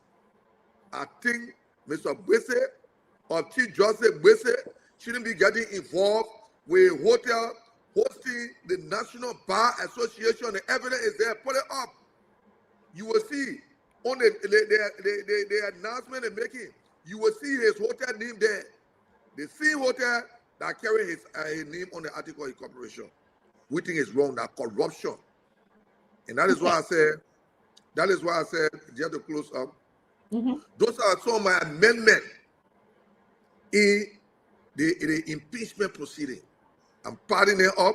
When I get to Liberia, I'm going to file it as amendment, additional information, because we want Mr. Yami Gbese to be impeached, and not only impeached but prosecuted. Mr. Yami Gbese is the worst chief justice ever in the history of this country. I maintain my statement and stay by it. Okay, thank you so much. So you guys heard what Honorable Yeke Koluba had to say about the conflict of interest. So let's just go to Mr. Fubi Henrys. What are your thoughts about this whole matter relating to the conflict of interest? That's what Honorable Koluba is saying is the problem for him. No, like I said yesterday, I think I've said other times, the only body that have the authority to put the judiciary in check is the legislature.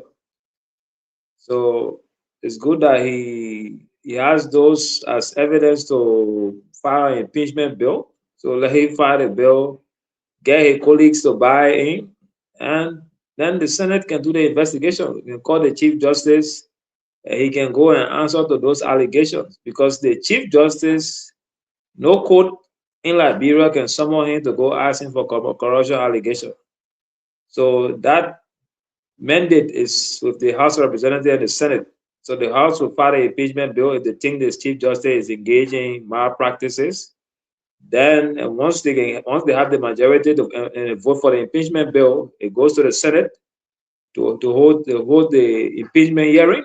And if the Chief Justice appears and he goes through the hearing and he's found guilty and the Senate vote against him, then he's out of office. If the Senate doesn't vote against him, he retains the office. So, but like I said, it's the House of Representatives that has that is the Judiciary, the legislature that has the mandate. So we can all push the corruption allegation from our side. And that's why when Prophet Key appeared on the show the last time, I told him, say you have evidence of corruption that the Chief Justice is involved in, pile your evidence together and send it to the House of Representatives. So they the one can deal with the Chief Justice, but all the noise you're making publicly will not move the Chief Justice an inch, because all the other justices or the judges, they are all under him. And so they will not want, all of them want to be in good book with him, but the legislature can put him in check. So that's why you do it. So it's good that Representative Koluba said he has evidence, he's compiling them. The only thing he has to do is to get his colleagues to buy it, then they can move on with that. Dr. Richardson, I have a question. For example, like I listened to Representative Koluba. I'm sorry that I seem to be jumping the queue or so, but I mean he made a point about the Bar Association going to Ganta and staying at a hotel, at the Peace Empire Hotel. I don't know how is that a problem, because I have been in Ganta before on other matters, and lawyers go to Ganta and they decide where they want to sleep. Some will sleep to Jackie's, some will sleep to Mountain Dew, people choose where to sleep. So how is that corruption for people to determine the freeway where they need to sleep? You don't see that. Wait, hold on, please.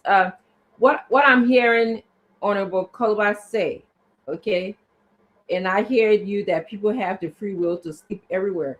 But I heard Honorable Koluba, and you correct me, I stand to be corrected, that the name of the Justices Hotel is on the program of the Bar Association, suggesting that people are staying at his hotel. But I do understand what you're coming from in terms of saying that people have the free will to stay. So you can stay at Jackie's, you can stay at Bussy. So can we just maybe, is it a dual role or conflict of interest for his name to be on the program sheet directing the people from the Bar Association to go to where he owns? So I want to let me just ask Winfred Russell, and then we'll come back to you, Mr. Jala, okay?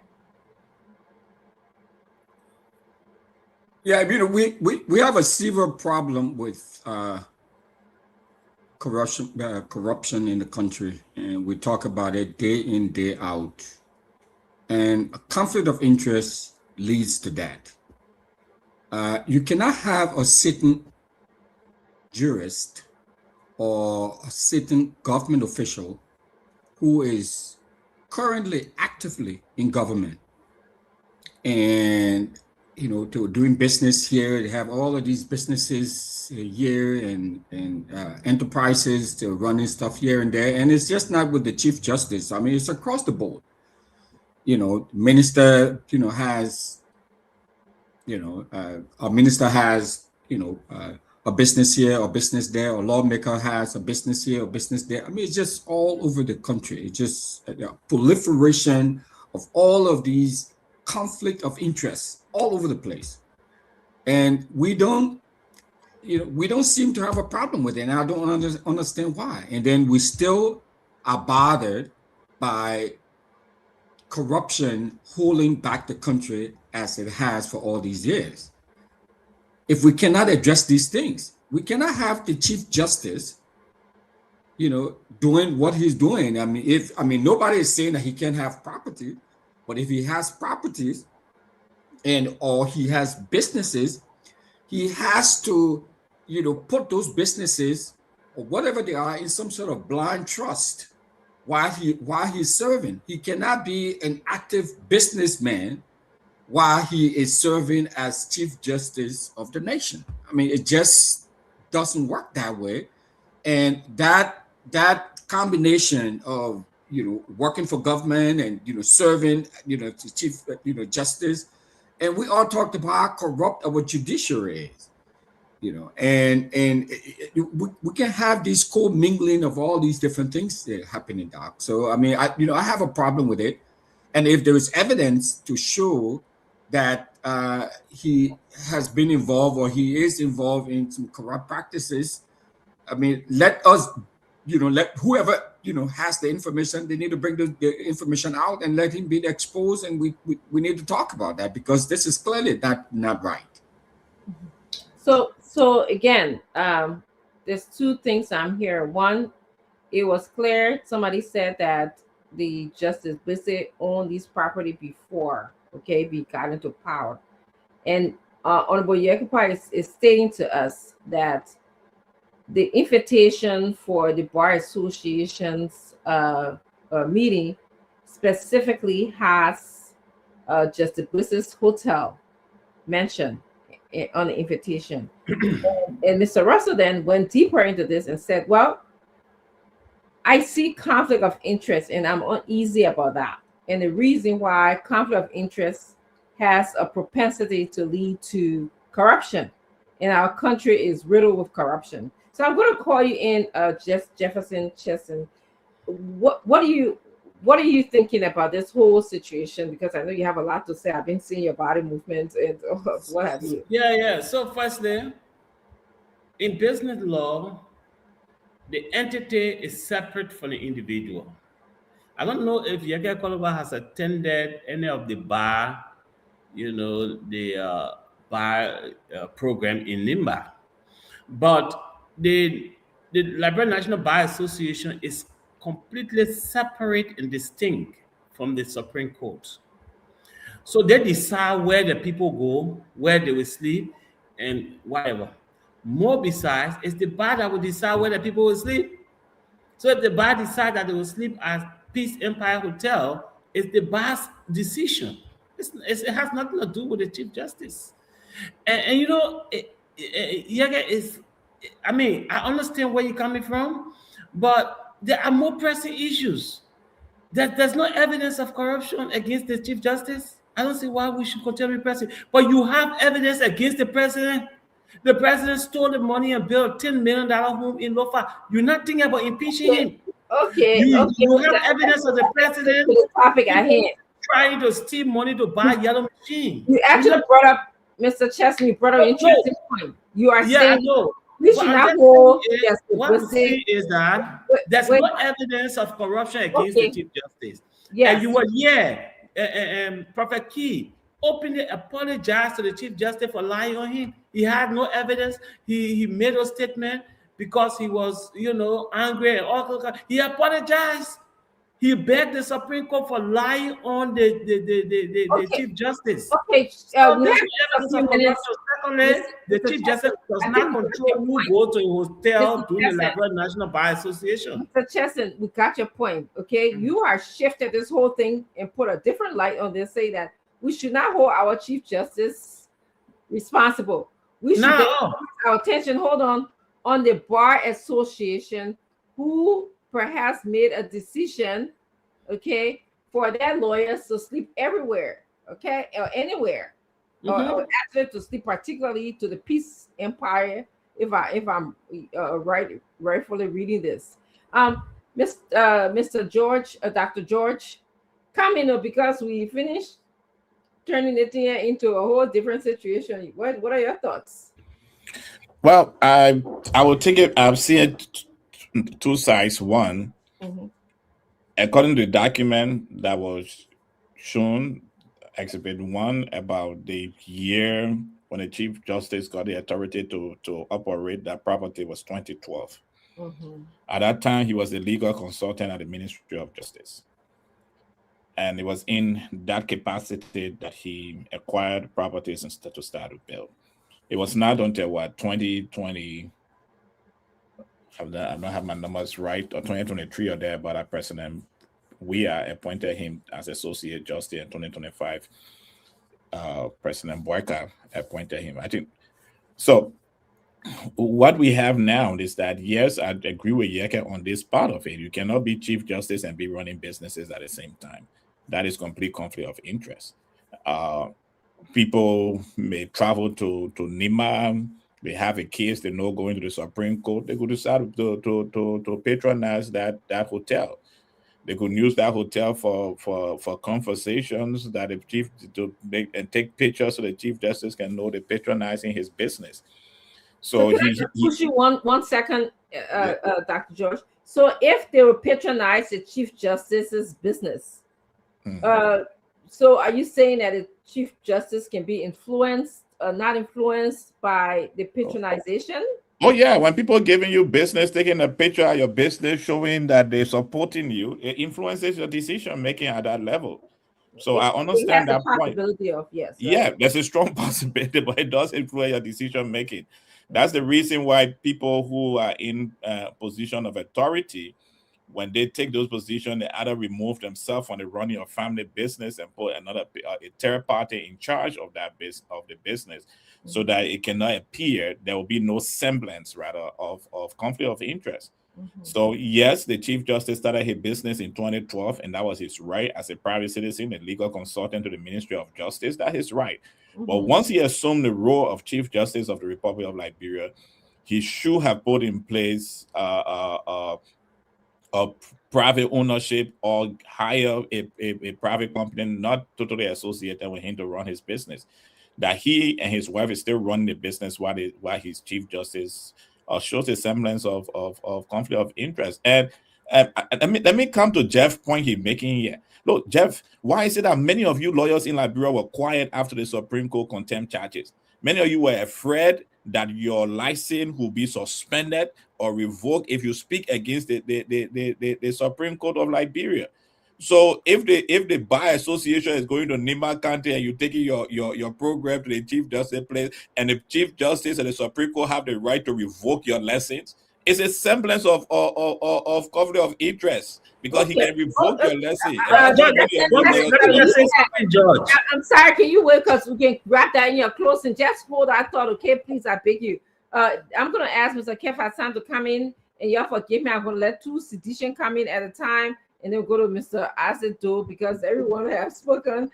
But yes, Kevin and Isaac, and then we're going to go to closing. And then we'll probably talk when Kevin comes. Why are you so afraid of the seditions? Okay, let's say this. Thank you, Dr. Richardson. Let's say this. What is Bar Association? Let's define it. It's where lawyers come together. These are lawyers, right?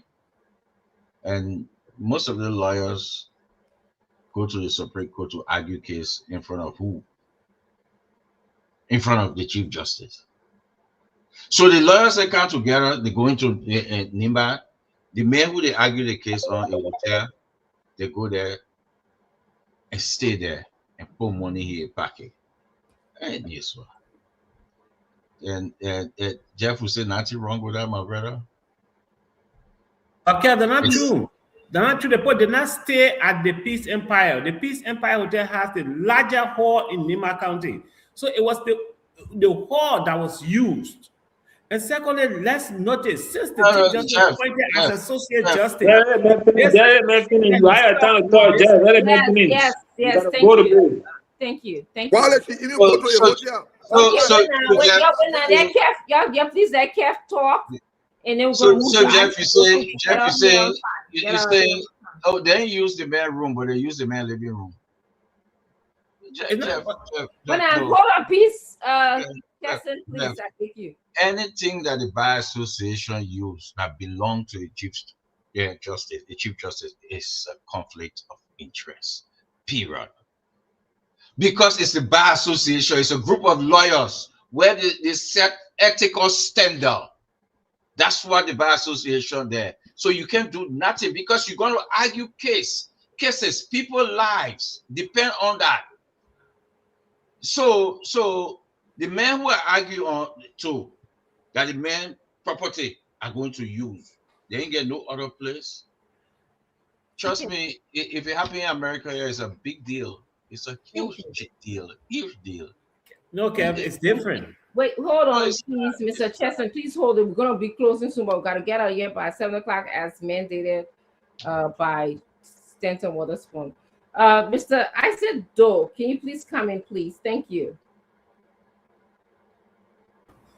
Well, we know our brother Jeff will soon start wearing that they are big black coats, gown, they can always put on their skin and that hat thing, so he won't try to defend the people. But he will soon be justice. That's what he's trying to say. Yeah, we didn't know.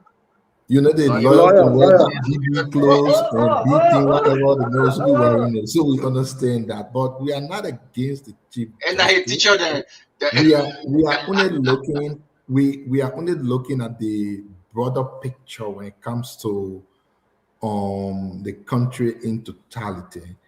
For me, I think I do have a problem with the Chief Justice being involved in too many noise. I think the Chief Justice name is so much involved in a lot of things here and there. Every day you hear the Chief Justice somewhere. Once upon a time, I remember the Chief Justice was defending the appointment of his son. He was even accusing other lawyers that couldn't bend to his will as being bad people. The Chief Justice name is here and there. Prophet Key is in jail today, in as much as don't like any of the things Prophet Key can say, but the whole thing started with allegation of corruption. And now you see this Chief Justice getting all of these hotels or the Bar Association going there, and Jeff, to your point, is actually true. The people can decide, but there is something they call influence.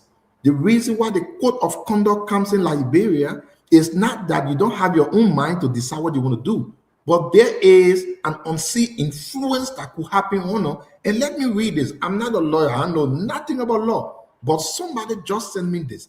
A very high, in fact, let me show up. I'm also they can know who sent it. But again, just sent me and they said there is something they call judicial canon against what he did, and I will share it. Now, in here, just to read very quickly, something he said. Judicial Canon 31, business promotion and solicitation for charity. On it says, a judge should avoid giving ground for any reasonable suspicion that he is utilizing the power or prestige of his office to persuade or coerce others to patronize or to contribute either to the success of a business, blah, blah, blah. So meaning what it's saying is avoid this suspicion, even if you are not into it. But that picture it presents to the public, you should avoid it. And in this case, I don't think we all can disagree that that issue of suspicion hangs over the Chief Justice for the fact that he got a gigantic hotel where the other people will go every time and be there, because our Chief Justice now, they want his favor, they want to be close to him, they want his friendship, so they have to do it. I No, think that's it is not true, bad. Isaac. And That's I not think the true. Chief Hold on, Justice should be You're gonna exempt have from it. your turn. Yes. Thank you for reading that rule relating to the behavior of the. Yeah, let me send in the chat room so all of us can see it. Someone just share that's- it with me. So we're gonna move to Yeah. closing, okay? And we have 2 minutes each for all of us to move to closing. And Mr. Chesson, you have the opportunity to express exactly what you want to say here. But we have to be at 7 o'clock already, so we have an extra 12 minutes. Nelson, can you come when it gets to 7, closer to 7:12, so we can be out of here? Mr. Chesson, please move to closing, and you can say your thoughts. We'll be quiet and listen to you, please. Thank you. Thank you, Doc. And watching my 3 minutes you've given me. 2 minutes too. But man, you won't carry the woman for contempt or whatever again. I'm telling you, So, yeah, so no justice. You want to come to contempt. First, let me be clear that Latte stole His Excellency former President George Manuel Weah and sold it to the head of the LEREC, Qatar, and Qatar knowingly bought the car, knowing fully aware that it was former President George Weah's car. And that case was reported to the police. If it wasn't reported, the police would not have been investigating the case. So to assume that the case was not reported is a complete fallacy, it's a lie. That case was reported, and this is why the police were investigating the case. And Latte took that car to the garage because it has an issue, and then he stole it from the garage and sold it to Qatar. Qatar knowingly bought the car, knowing that the car was for former President, His Excellency George Manuel Weah. And let's be clear here, the cost of the vehicle doesn't matter. My property is my property. Even if I pay 1 cent for it, it doesn't mean that anybody should deny me of my property. So if the car was stolen, it was stolen. Even if it's a 1912 car, it's my car, it was stolen. That's the fact. Let's come to the Chief Justice issue. Look, and Isaac and Kev and all our panelists, when the Chief Justice was appointed as the Associate Justice of the Supreme Court, he disassociated himself from his business and turned it over, completely disassociated himself. So you can't tell me because the man is a lawyer, he cannot do business. There's no rule that a lawyer cannot do business. Okay. So he was doing his business. When he was appointed as Associate Justice, he disassociated himself from his business completely. The business is a legal entity. It's completely different from the individual or the owner. So yes, the business can sue and be sued. So the business is completely disassociated from the Chief Justice. And there's no evidence of corruption whatsoever has been associated with the Chief Justice. Nobody has proven anything. It's also lies, and it's wrong for us to continue to denigrate the highest court in our land. The Honorable Kolba is here. Okay, thank you, Mr. Chess. All the laws in our Thank you. country. We're going to move on. I'm going to ask you, please come on and give your thoughts. Waka has stolen $10 billion. No, I'm sorry. You're belonging to the same group. That's corruption. Mr. Jesse, they use the money for NASCAR. You are aware. Why are you impeaching Waka? Jeff, let the woman stop you as well. Thank you, Doc. Thank you. Man, now what defend can do, you would defend whole day, you would thought you can end. I'm not defending, I'm just speaking the truth. Please speak. Mr. Kolba, please speak. So thank you so much that I really appreciate and enjoy the show. You see, the reason why Liberia going nowhere is because some people got interest. I listened to my brother because he got interest. He see nothing wrong. And if that's how your team will be in the opposition, you will not see nothing wrong about those political leaders, Ambassador Weah and other people you got me to contend with. Then be very, very frank with you people. You got me to contend with.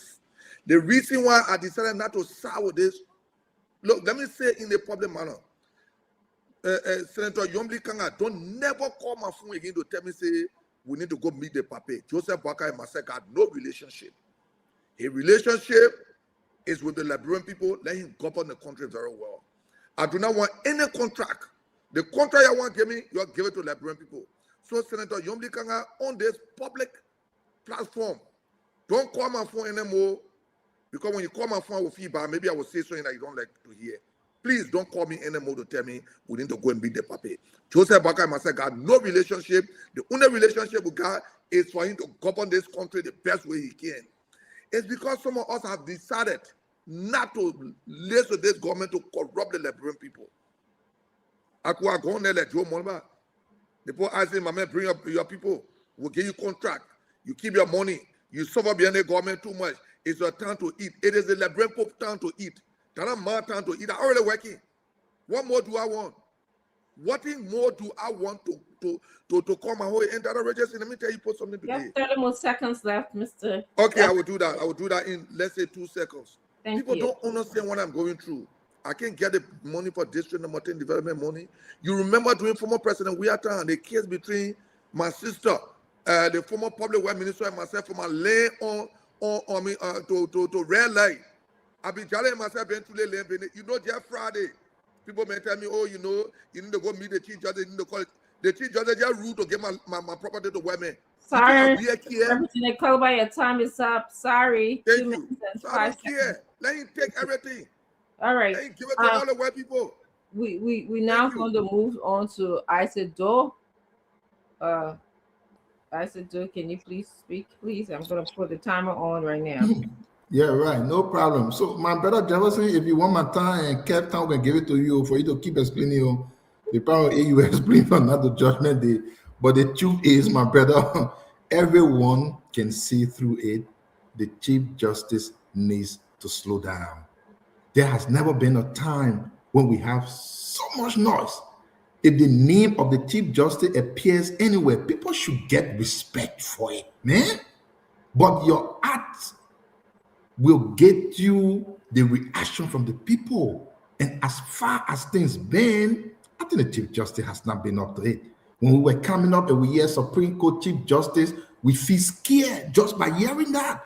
Today is not like that. Even the smallest people will say all kinds of things. Oh, is it a man corrupt? All these things. I think the Chief Justice needs to untie himself with too much rope. I don't like coming on shows talking about Chief Justice. That's true. I really want to respect these people. I'm not sure why President Bouakai appointed him. Unfortunately, he had 2 decisions from one case. The first time he said Sir A was wrong. The second time he said, no, Sir A, if I all wrong for, but now you're right again. The same Chief Justice, simply because they promised him job. And today you can see that the whole thing, the Supreme Court now is like place that people don't fear.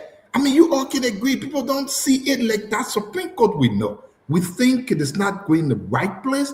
President Bouakai cannot damage this country. He cannot break down all of the institutions that we have. Like we see in the judiciary today, it's just what the presidency wants.